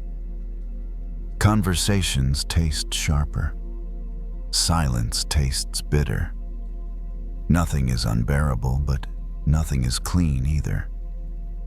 That evening, she was at a laundromat a few blocks from home, the kind that stayed open late and smelled faintly of detergent and warm metal. Rows of machines thumped and turned in steady rhythm. A TV bolted to the wall played a muted game show no one was really watching. The fluorescent lights were bright but tired. She slid coins into a washer and pushed the door closed with her hip. The machine started with a low churn, water rushing in like it always did. She sat down on a hard plastic chair and set her bag at her feet. This wasn't where she planned to be tonight. But her apartment washer had broken again, and she didn't have the patience to deal with it. The day had already asked too much. Earlier, there had been a call. Short, familiar. A voice on the other end that knew exactly how to press the old buttons without raising its own volume. Nothing outright cruel, just dismissive enough. Enough to remind her of how often she'd been expected to understand, to bend to be the bigger person. She'd hung up politely. She always did. Now sitting there, the anger came back in waves. Not sharp, but salty. Like something she'd been sipping from all day without realizing how much it was dehydrating her. She leaned back and watched the washer spin. Clothes slapped gently against the drum, socks, shirts, a towel she'd owned for years. Ordinary things going around and around, over and over, until they came out clean. Her phone buzzed in her pocket. She didn't check it. She already knew who it would be. Or maybe not who, but what. Another message. Another attempt to smooth things over without actually changing anything. She crossed her arms and felt the familiar tightening in her chest. It wasn't just about tonight. It never was. It was about the accumulation. The way small hurts stacked up until they felt heavy. On the vending machine near the door, a plastic bottle of water reflected the harsh light. She stood, walked over, fed in a few coins, and twisted the cap off. The water was cold, almost painfully so. She took a long drink. It tasted off. Not bad exactly. Just wrong. She frowned and took another sip. Same thing. A faint bitterness she couldn't place. She looked at the bottle, then at her hand. There was salt on her fingers, left over from a soft pretzel she'd grabbed earlier without thinking. She'd wiped her hand on a napkin, but not enough. The salt had transferred to the bottle's mouth. She laughed quietly at herself. A small sound quickly swallowed by the machines. One pinch of salt didn't seem like much, but in a small bottle it changed everything. She rinsed the bottle cap at the sink and drank again. This time the water tasted clean, neutral, what it was supposed to be. She stood there a moment longer, letting that register, not as a lesson, not as advice, but as a simple fact. Some things only stay bitter because you keep them in a small container. She went back to her chair and watched the washer finish its cycle. The machine slowed, then stopped with a final dull thud. She moved her clothes to the dryer, poured in detergent, closed the door. Another rhythm began. Thump. Pause. Thump.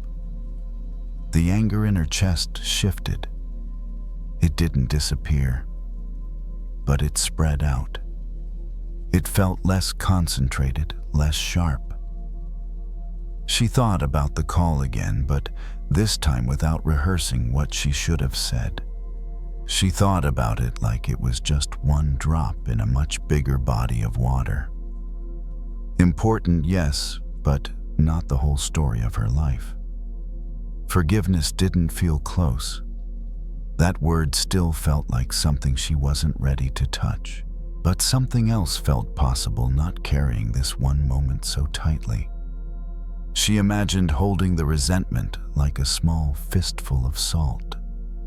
powerful in the palm, sharp on the tongue, useful in the right amount, but punishing when kept close. She didn't need to throw it away tonight.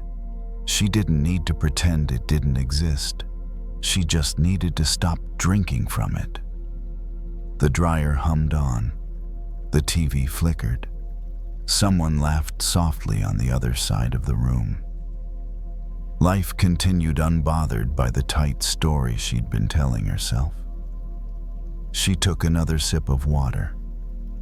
Clean, simple. And for the first time that evening, her shoulders dropped without being told. She folded her clothes slowly, one piece at a time, as the dryer finished its last lazy turn. The warmth clung to the fabric, familiar and grounding. A shirt, a towel, a pair of socks that never quite stayed together. Ordinary things warm in her hands, asking for nothing more than to be put away. The laundromat had grown quieter. One machine stopped, another started. Somewhere near the door, someone yawned without trying to hide it. The TV was still on, but no one was watching anymore. She stacked the folded clothes neatly in her basket and sat for a moment before standing. The anger was still there, but now it felt diluted, like it had been spread across a wider space instead of sitting heavy in one tight spot. On the drive home, she noticed how her thoughts kept trying to return to the call, the familiar pull. The urge to replay it, polish it, squeeze meaning out of every word. Each time it surfaced, she didn't push it away. She just let it widen the way water widens when it meets something larger. By the time she parked, the street was quiet. Porch lights glowed softly. A dog barked once, then settled. She carried the laundry inside and set it down without rushing to put everything away. In the kitchen, she poured herself another glass of water. This time, she rinsed her hands first without thinking. The glass was clean. The water tasted like nothing at all. And that nothing felt like relief. She leaned against the counter and drank it slowly. Her body responded before her thoughts did. A small sigh. A release she hadn't planned. She thought again about the person on the other end of the phone call. Not with tenderness, not with blame either. Just with distance. Enough distance to see that whatever they carried, whatever they were repeating, didn't need to become her entire inner climate. It struck her then how often resentment behaves like a solution. How it promises protection, control, clarity. But what it really does when held too close is shrink the space you live in. Everything starts to taste the same. Sharp, overbearing, too much. She didn't need to forgive tonight. She didn't need to call anyone back or write a careful message. She just needed to notice the size of the container she was holding this feeling in. She imagined the resentment again as salt. In a small glass, it ruined the water. But poured into a lake, it disappeared. Not because it was denied, but because it wasn't concentrated anymore. Her life was bigger than this moment, bigger than this call, bigger than the pattern she was tired of. That thought didn't feel dramatic. It felt practical. She carried the basket to the bedroom and set it at the foot of the bed. Instead of folding everything right away, she lay back for a moment, still dressed lights low. The ceiling fan turned slowly above her, slicing the air into gentle pieces. Her phone rested on the nightstand. It stayed quiet. She didn't check for messages. She didn't brace for them either. She let the space exist as it was, unanswered, open. Forgiveness, she realized, didn't always arrive as a feeling towards someone else. Sometimes it arrived as restraint toward yourself, as the choice not to keep pouring bitterness into a small cup and calling it strength. She turned onto her side and listened to the soft mechanical rhythm of the fan. Her breath matched it without effort. The anger hadn't vanished, but it no longer dominated the room. It was just one element among many, like salt in the air near the ocean. Present, but not overwhelming. Tomorrow she might speak up, or she might set a boundary, or she might decide that some conversations didn't deserve the same energy anymore. All of those options were still available. Tonight she didn't need to solve it. She closed her eyes and let the quiet do its work. The water inside her felt clean again.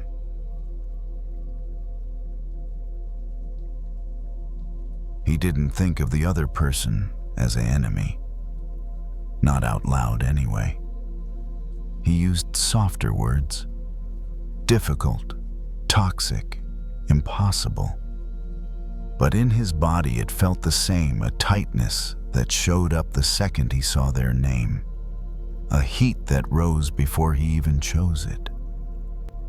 That afternoon, he came home later than usual and didn't take his shoes off right away. He stood in the entryway with his keys still in his hand, staring at nothing. The house was quiet. Too quiet. The kind of quiet that gives your mind room to start building a whole movie. He'd had a conversation earlier that didn't go well. It wasn't a screaming fight. It was worse in a way: controlled voices, polite language, and that cold, sharp feeling underneath. The kind of exchange where you walk away looking fine, but your chest stays tight for hours after. Now he sat in his living room with one lamp on and the rest of the lights off. The TV stayed dark. He didn't want noise. He didn't want distraction. He wanted something to make sense. On the coffee table was an empty chair across from him. Just a simple dining chair he'd pulled in earlier when he cleaned and never moved back. Nothing special about it. But tonight it stood out in the dim room like it had a purpose. He stared at it, and without meaning to, he started talking in his head. Not to the chair exactly. To the person he was angry with. He replayed the conversation. He corrected his own lines. He imagined better comebacks, stronger boundaries, cooler delivery. He imagined saying the one sentence that would finally make them understand. It never worked. The imaginary version of them never softened. They always had another excuse, another deflection, another way to make him feel like he was overreacting. Even in his own mind, he couldn't win. He stood up, walked into the kitchen, poured a glass of water, and drank it too fast. The cold hit his throat and didn't fix anything. He leaned on the counter, jaw tight, and felt the anger in his body looking for a place to land. It would have been so easy to call them, or text, or send some final clear message that said, "I'm done." That's what anger wants sometimes. A clean cut, a dramatic release. A door slammed so loudly the whole house knows it happened. But he didn't want drama. He wanted peace, and peace felt far away.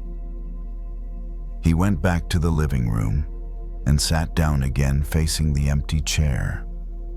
He didn't know why he kept looking at it. Maybe because the chair was simple. It didn't argue. It didn't twist his words. It didn't demand anything.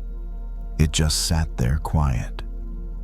And then he remembered something a therapist had once said years ago in a session he'd almost forgotten. Sometimes imagine the person you're furious with as a child. Not to excuse them, just to see them. At the time, he'd rolled his eyes. It had sounded like therapy speak, like a trick. But now, staring at the empty chair, he tried it anyway. Not with enthusiasm, not with hope. Just as an experiment he didn't have to believe in. He pictured the person sitting there, but not as they were now. He pictured them much younger, small, maybe 7 or 8, legs not reaching the floor, swinging slightly. A kid in a hoodie that was a little too big. The kind of kid who had learned early how to act tough so no one would see how scared they were. The image wasn't clear. He didn't know their childhood story. He wasn't inventing a whole biography. He just held the simplest version, a small person with pain they didn't know how to handle. And to his surprise, the anger in his chest didn't get bigger. It hesitated. Not because he suddenly felt warm toward them. He didn't. But something shifted in the story. The story moved from their evil to their hurt. And hurt people don't always act in ways that make sense. Hurt people often act in ways that spread hurt. That didn't make it okay. It just made it less personal. He felt a small release in his shoulders, like a knot loosening. It was subtle, but it was real. He breathed out and realized he'd been holding his breath. He stared at the chair again and let the image stay there, this smaller version, sitting silently, not defending, not attacking, just existing. He thought, if that kid had been held better, would this adult still be like this? He didn't know.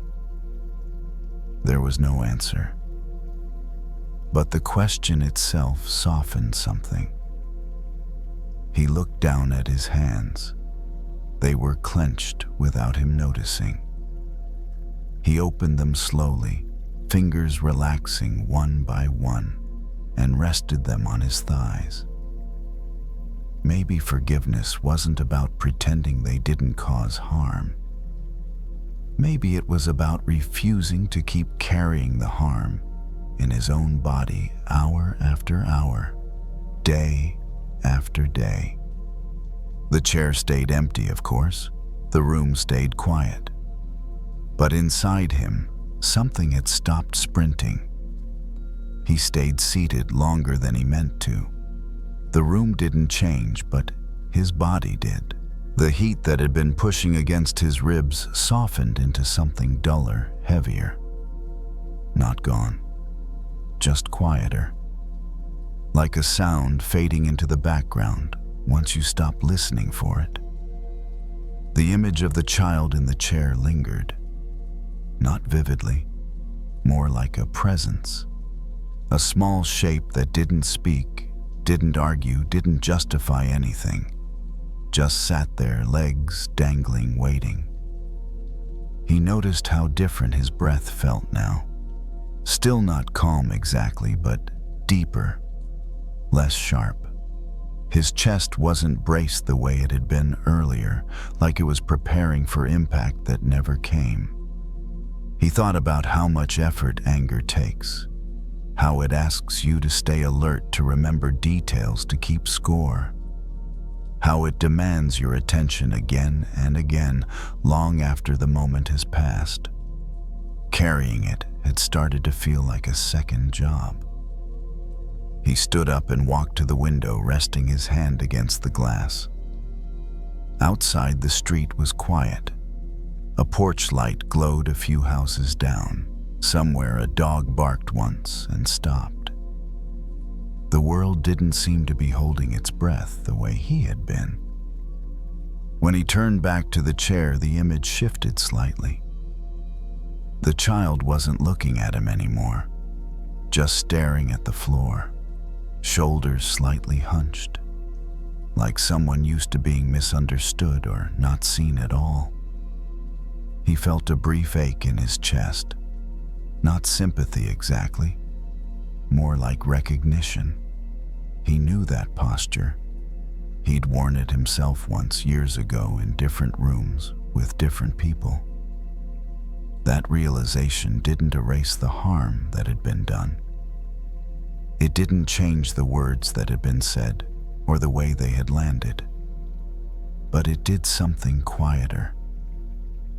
It interrupted the story that said this pain needed to keep circulating forever.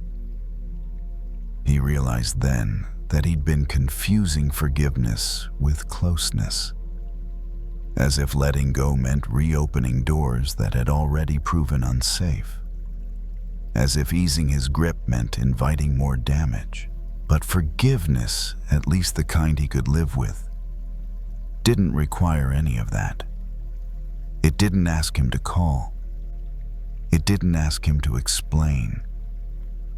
It didn't ask him to reconcile. It only asked him to stop letting this person live rent-free inside his body. He walked back to the couch and sat down again, this time not directly facing the chair, just beside it. The child image faded on its own like a daydream losing focus when you stop feeding it. What remained was a simple truth he hadn't allowed himself to feel before he was tired of being angry. Not because anger was wrong, but because it had stopped serving him. It had protected him once. It had signaled something important. But now, it was just repeating itself, asking for energy he didn't have. He placed his feet flat on the floor and let his hands rest open on his thighs. The room felt larger somehow. Or maybe he felt less crowded inside it. He thought about tomorrow, about what he might say or not say, about boundaries that didn't need speeches, about distance that didn't require hostility. Those options existed now calmly, without urgency. The empty chair stayed where it was just furniture again. Wood and fabric, no story attached. He stood, turned off the lamp, and let the room go dark. The anger hadn't vanished, but it no longer felt like a storm he had to stand inside. It felt more like weather that had passed through and moved on. As he lay down, he noticed how his jaw finally unclenched on its own. His shoulders settled into the mattress. His breath found a rhythm that didn't need guidance. Forgiveness, he realized, wasn't something he did for the person who hurt him. It was something he allowed himself so he didn't have to keep replaying the same moment every night. He didn't need to rewrite the past. He didn't need to understand them better. He didn't need an apology to rest. He just needed to stop sitting across from an empty chair arguing with someone who wasn't there. The house stayed quiet. The night held its shape. And for the first time in a while, he let himself be held by it too.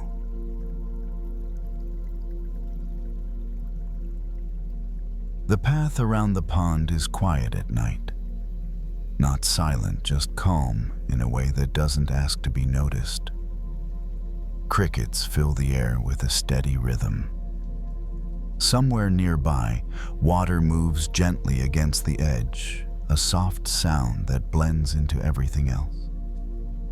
The pond itself is still. Moonlight stretches across the surface, pale and clear. The reflection is sharp tonight, almost solid. It looks close enough to touch, close enough to reach for. There's a pause at the edge of the water. The moon seems to float right there, resting on the surface, as if it belongs to the pond. It's easy to forget where it really is. Easy to believe that if you reached out carefully, slowly enough, you could hold it. That's how worry works. It presents itself as something real, something tangible, something you can grasp if you just try hard enough, if you think about it long enough, if you reach a little further. A hand moves forward, hovering above the water. The reflection stays perfectly still, undisturbed. Convincing. The thought arrives quietly. What if this never works out? It feels solid, grounded, logical, like the moon in the water right there demanding attention. The hand lowers slightly. The water breaks. Ripples spread outward fast and uneven. The reflection shatters instantly, breaking into fragments that move away from each other, disappearing into motion. The moon is suddenly nowhere to be found. The hand pulls back. The pond doesn't look empty now. It looks restless, disturbed. What was clear moments ago is now confused, scattered, unreadable. That familiar tightening appears in the chest. This happens so easily. One anxious thought appears. It feels real, close, manageable. So the mind reaches for it, engages with it, tries to understand it, control it, fix it. And the moment it's touched, everything stirs. The worry multiplies, splits, sends ripples through other thoughts. Memories get pulled in, futures are imagined. The original concern becomes harder to see, not clearer. The moon was never in the water, but the mind forgets that. The surface of the pond slowly begins to calm again. Ripples widen, soften, then fade. The reflection returns piece by piece until the moon appears whole once more. Nothing was broken. Nothing was lost. Only the surface was disturbed. The same is true inside. When anxiety shows up, it often looks like truth, like reality, like something you must respond to. But many worries are reflections, not facts.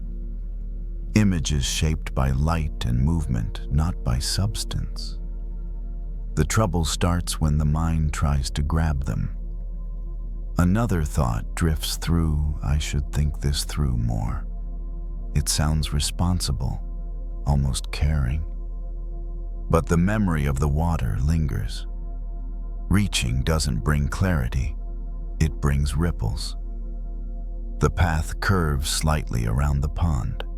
Walking resumes slow and unhurried. The moon's reflection follows, staying just out of reach, unchanged by movement along the shore. The moon itself, high above, remains untouched by everything happening below. It hasn't moved. It hasn't reacted.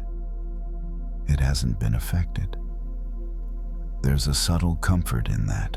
The worries that appeared earlier don't feel gone. They're still present somewhere, like the reflection still resting on the surface. But they no longer feel solid. They no longer feel like something that must be handled right now. They feel like what they are: images. Anxiety doesn't always lie, but it often exaggerates. It takes something distant and makes it feel close. Takes something imagined and makes it feel urgent. like mistaking a reflection for the thing itself. The pond grows quieter again. The moon settles back into its place on the water, bright and unreachable. The path continues forward, lit just enough to see where the next step goes. No reaching, just walking, just letting the surface be. The water settles more quickly this time. Ripples stretch outward, then thin, then disappear into the dark. The surface becomes smooth again, like nothing ever touched it. The moon's reflection returns without effort, clear and whole, exactly where it was before.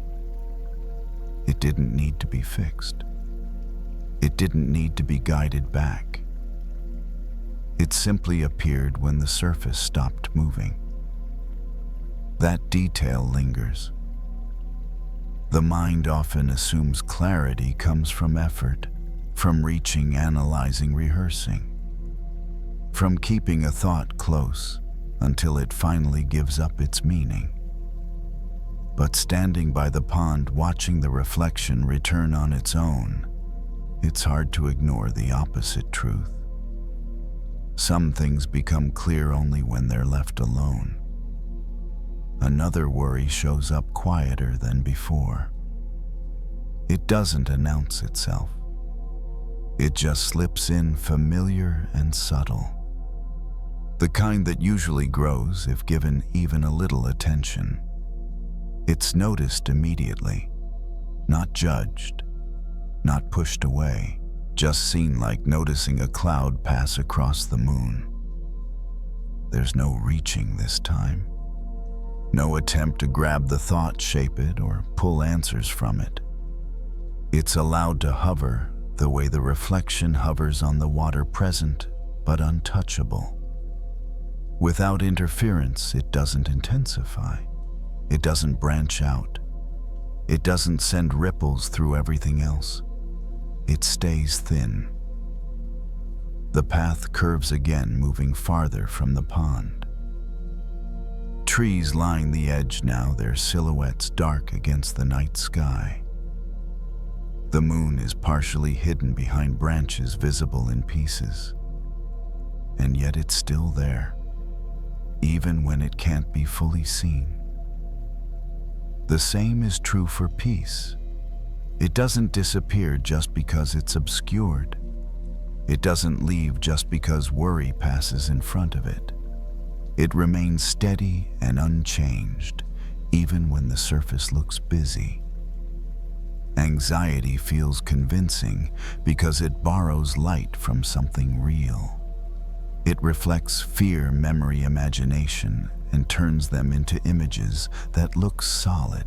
But when examined closely, when touched, it falls apart into movement. This isn't something that needs to be remembered as a lesson. It's something that can be felt. The difference between reaching and not reaching, between stirring the surface and letting it rest, between mistaking the reflection for the moon. The night air feels cooler now. The sounds around the pond soften. Crickets quiet down. Water laps gently against the shore, no longer disturbed. There's a growing ease in not needing to do anything about what appears. Thoughts still rise. They always will. Reflections will continue to show up on the surface of the mind. But they don't all need to be engaged. They don't all need to be touched. Some can be seen and left exactly where they are. The moon hasn't followed the movement along the path. It hasn't tried to keep up. It doesn't care where attention goes. It simply stays where it is. That's the quiet reassurance in this moment. You don't have to chase clarity. You don't have to capture peace. You don't have to reach for what's already present. The path eventually turns away from the pond entirely. The reflection disappears from view not because it's gone, but because the angle has changed. The moon remains above, unseen but steady, and the mind, having stopped reaching, feels lighter, less busy, less pulled in different directions, not empty, just untroubled. The water behind returns to complete stillness. The reflection holds undisturbed by footsteps now far away. Nothing needed to be taken. Nothing needed to be held. The moment passed, and everything remained exactly where it belonged. The moon in the sky, the reflection on the water, and the mind no longer trying to grasp what was never meant to be touched.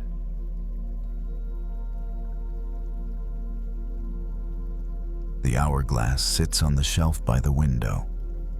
It's small, decorative, something that was bought without much thought and then forgotten about. Most days it blends into the background, just another object in the room. Tonight it's picked up. The glass feels smooth and cool in the hand. The sand inside is pale, almost white. It hasn't been turned in a long time. When it is flipped, the first few grains hesitate, clinging to the narrow neck before letting go. Then they begin to fall, one by one. There's something strangely calming about watching it. No rush, no effort. Just a quiet, steady movement that doesn't respond to attention. The sand doesn't fall faster because it's watched. It doesn't slow down either. It follows its own pace. The mind, on the other hand, is rarely that patient. Even as the sand begins its descent, thoughts start moving ahead. What happens when it's empty? Should I be doing something while this is happening? How much time does this represent really? The mind is already in the future. That's its habit. It skips over the present without noticing, jumping ahead to what comes next or back to what already happened. Rarely does it stay with what's actually unfolding. The sand continues to fall. A grain drops, then another, then another. Each one completes its journey fully before the next follows. There's no overlap, no stacking, no rushing to catch up. It's impossible to watch all of them at once. The mind resists this simplicity. It wants to count, to measure, to know how long until the bottom fills, how much time is left, what should be done before it runs out. That's when the familiar tension appears. The subtle pressure to get ahead of time instead of living inside it. Overthinking often comes from this exact place. From trying to live more than one moment at once. From carrying the weight of future grains while the current one is still falling. The hourglass doesn't do that. It doesn't worry about the grains that haven't dropped yet. It doesn't regret the ones that already have. It only allows what's passing through right now to pass. There's a shift in posture. The body leans closer, elbows resting on the knees. The sound of the room fades slightly as attention narrows, not in a tense way, but in a curious one. A grain falls. It's barely noticeable on its own, insignificant even. If you looked away for a second, you'd miss it entirely, and yet the entire process depends on it. The mind often dismisses the present moment because it feels too small, too ordinary, not important enough to focus on. It waits for something bigger, more meaningful, more conclusive. But the hourglass doesn't wait. It doesn't skip moments. It doesn't jump ahead. It honors each grain equally, no matter how quiet or unremarkable it is. The sand gathers slowly at the bottom. There's no drama in the accumulation, no announcement when the pile grows higher. It simply happens one grain at a time. The mind notices how hard it usually is to do this. To stay with just one thing. To live one moment without dragging others into it. Another grain falls. The breath follows it unconsciously, lengthening slightly. The shoulders soften. The jaw releases its grip. Nothing has been solved. No decision has been made. No insight has been reached. And yet, there's less urgency. Time doesn't feel like it's running out. It feels like it's passing. That difference matters. The hourglass continues its quiet work. The top chamber empties slowly, steadily. The bottom fills without complaint. There's no effort involved. The mind begins to sense that maybe it doesn't need to carry everything at once. Maybe it only needs to be present for what's falling through right now. Just this grain. Not the next one, not the last one. This one. The sand keeps falling. There's no signal when it's halfway done. No marker that says, "You're doing well," or "You should be further along by now." It doesn't speed up to make up for lost time. And it doesn't slow down to stretch the moment. It just continues. The mind notices how different this feels from the way it usually treats time. Most days, time feels like something to manage, something to chase, protect, or race against. The present moment becomes a narrow bridge, something to cross as quickly as possible so you can get to what's next. But watching the hourglass makes it clear there is no bridge. There's only falling. Another grain slips through the narrow opening. It doesn't hesitate. It doesn't check what came before it. It doesn't ask what's coming after. It just completes its one small movement. The mind tries to interfere again. What if I'm wasting time right now? What if I should be doing something more useful? What if this calm doesn't last? These thoughts arrive automatically, almost politely, as if they're trying to help.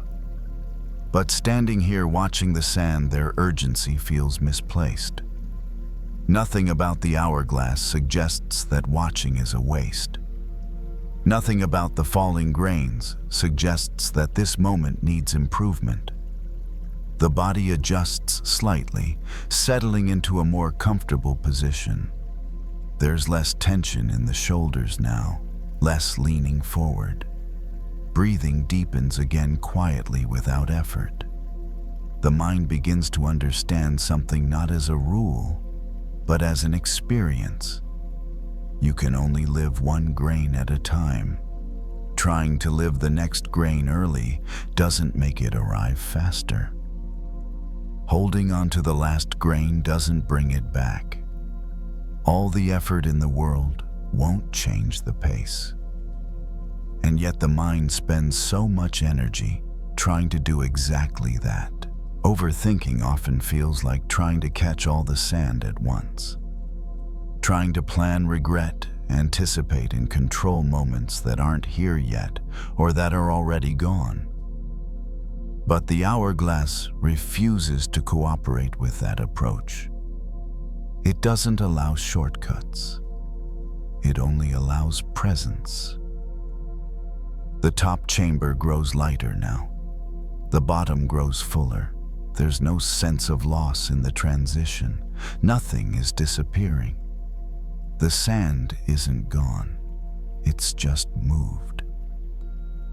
That's another thing the mind tends to forget. Moments don't vanish when they pass. They change form. They settle.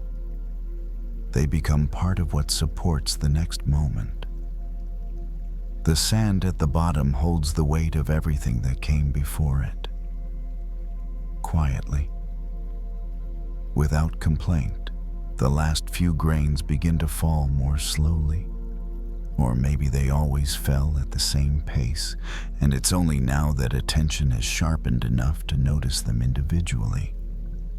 Each one makes its own tiny descent. There's no rush to flip the hourglass yet. No need to start the cycle again. This moment hasn't finished doing what it's here to do. The mind stays with it, not forcing, not counting, just watching.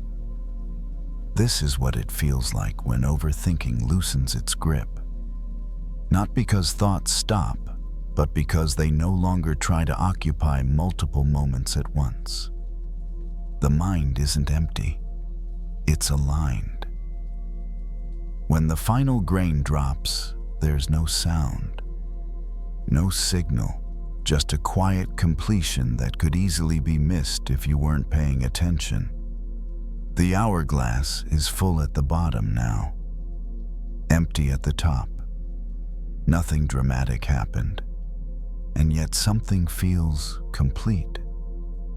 There's a gentle understanding that this is how life actually moves. Not in big leaps, not in dramatic shifts, but in small, steady moments that ask to be lived one at a time. The hourglass is set back on the shelf, not turned over again. Not yet. The room feels different now.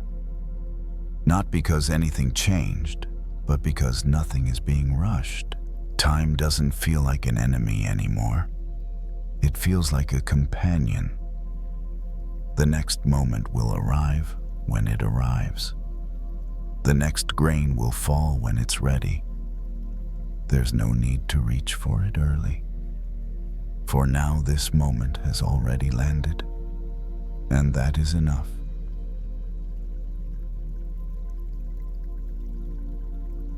The zoo is almost empty in the late afternoon. Not the busy kind of empty. Just quiet enough that footsteps echo a little more than usual. The air smells faintly of leaves and dust. Somewhere in the distance, a child laughs, then the sound fades. There's a cage near the back. Inside it, a monkey moves constantly.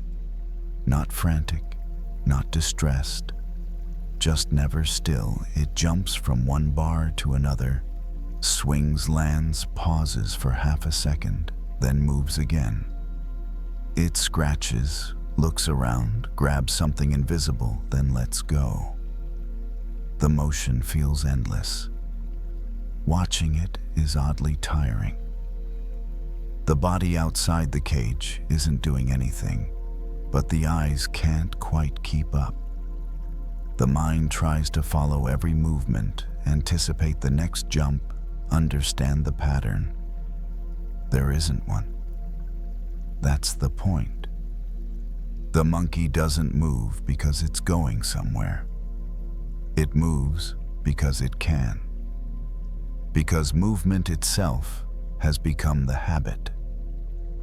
The mind recognizes this immediately.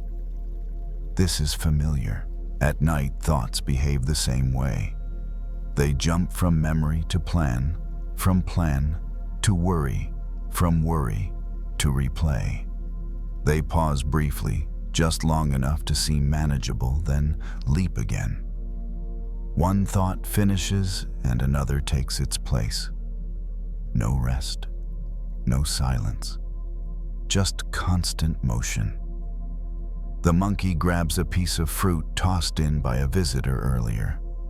It bites, chews quickly, then drops the rest. A moment later, it's back to moving, climbing, hanging upside down. That detail stands out. The monkey wasn't hungry. It was stimulated. Food didn't calm it, it energized it. The mind works the same way. Every thought fed with attention becomes fuel. Every worry examined becomes more active. Every mental loop replayed becomes stronger. The cage hasn't changed. The space is the same. The bars are solid, unmoving. Nothing outside the monkey is forcing it to jump. The movement is self-sustained. That's what makes it exhausting. The monkey pauses again, looking straight out of the cage. For a brief moment, it's still, almost calm, almost resting. Then someone walks by. The monkey reacts instantly. It jumps toward the front of the cage, clinging to the bars, alert, energized. The stillness disappears as quickly as it came. Attention woke it up. The body outside the cage shifts weight slightly. There's a recognition happening, not intellectual, but physical. A sense of, oh, that's what's been happening inside. The mind jumps because it's being watched, because it's being fed, because every movement is being followed. It's not that the mind is wild by nature. It's that it's constantly stimulated. At night, when everything else quiets down, the mind finally has the spotlight. No tasks, no conversations, no distractions competing for attention. So it performs, it jumps, it replays, it imagines, it worries. Not because it's broken, because it's being fed. The monkey grabs the bars again, shaking them lightly. Not enough to cause a scene, just enough to remind everyone it's there. The mind does this too. It shakes old memories. It rattles future scenarios. It brings up unfinished conversations. Anything to keep attention on it. Watching the monkey long enough makes one thing clear. Telling it to stop won't work. Yelling at it won't work. Explaining won't work. And feeding it definitely won't work. The only time the monkey slowed down earlier was when no one was paying attention. When the crowd moved on. When the cage became uninteresting again. The monkey didn't fall asleep immediately. It just moved less. That feels important. Calm doesn't come from forcing stillness. It comes from removing stimulation. The body outside the cage takes a step back, not dramatically, just enough to break eye contact. The monkey notices at first, then loses interest. Its movements soften slightly. Still active, but less sharp, less performative. The cage hasn't opened. The monkey hasn't changed. Only the attention has. And suddenly the constant motion doesn't feel so powerful anymore. A few steps back is all it takes. Not leaving. Not turning away completely. Just enough distance that the movement inside the cage no longer fills the entire field of view. The bars are still there. The monkey is still there. But the urgency fades when it's no longer the center of attention. At first, the monkey reacts. It jumps again, louder this time, climbs higher, shakes the bars a little harder as if to say, "Look, I'm still here." The movements feel exaggerated, almost desperate. That's what happens when attention is removed. The mind does the same thing. When it's no longer being fed, it gets louder before it gets quieter. Thoughts speed up. Worries sharpen. Old memories resurface with more intensity than usual. It feels like things are getting worse. They aren't. They're just not being reinforced anymore. The monkey keeps moving, but something shifts. The jumps don't land as precisely. The pauses last a fraction longer. The energy isn't endless anymore. It's being spent. Without food, without constant engagement, the body inside the cage has to work harder to keep going. The mind too gets tired when it's not constantly stimulated. This is the part people rarely expect. They think calm should arrive immediately, that once attention is withdrawn, peace should take over. But the nervous system doesn't work that way. Habits don't dissolve on command. They burn out slowly through lack of fuel. The monkey stops shaking the bars. It sits for a moment, crouched low, breathing fast, still alert, still restless, but no longer performing. The space outside the cage feels wider now. Sounds from elsewhere in the zoo drift back in. Wind in the trees, distant footsteps. Life happening beyond this one enclosure. The mind notices this too when it's no longer fixated on its own movement. Other sensations return. The weight of the body, the feel of air on the skin, the simple fact of being here without commentary. The monkey stands again, moves a little, then settles into a slower rhythm. Climbing without urgency, sitting longer between movements, watching instead of reacting. It hasn't become calm. It's becoming bored. And boredom, in this case, is a gift. A mind that isn't being fed doesn't need to be controlled. It winds down on its own. The same way a child eventually falls asleep when no one responds to every sound they make. The monkey yawns. It's small, easy to miss if you weren't watching closely. But it's there.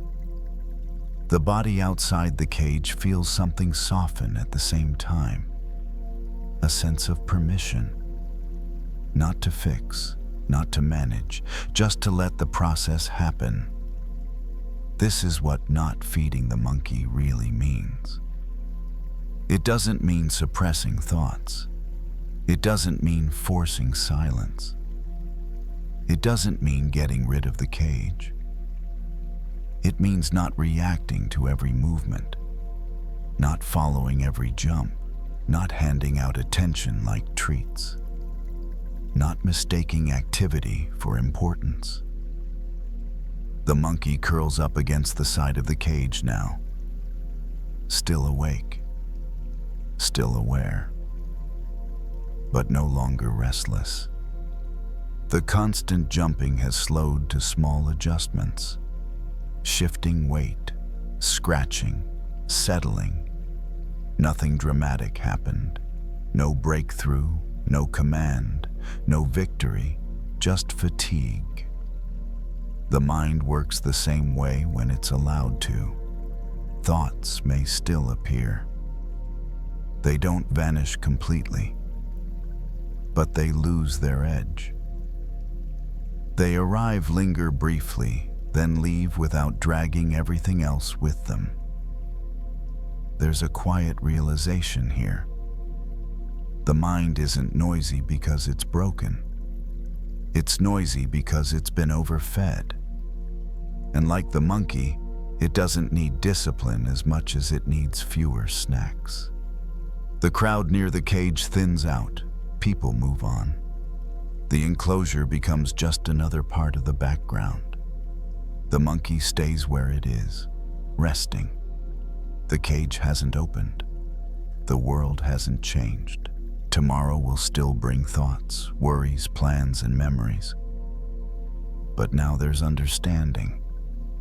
You don't have to fight the mind. You don't have to chase it. You don't have to follow it everywhere it goes. Sometimes the kindest thing you can do is stop watching, stop reacting, stop feeding, and let the monkey, finally tired from all its jumping, curl up and rest on its own. The movement fades into stillness, not forced, just earned, and the night feels quiet enough to hold it.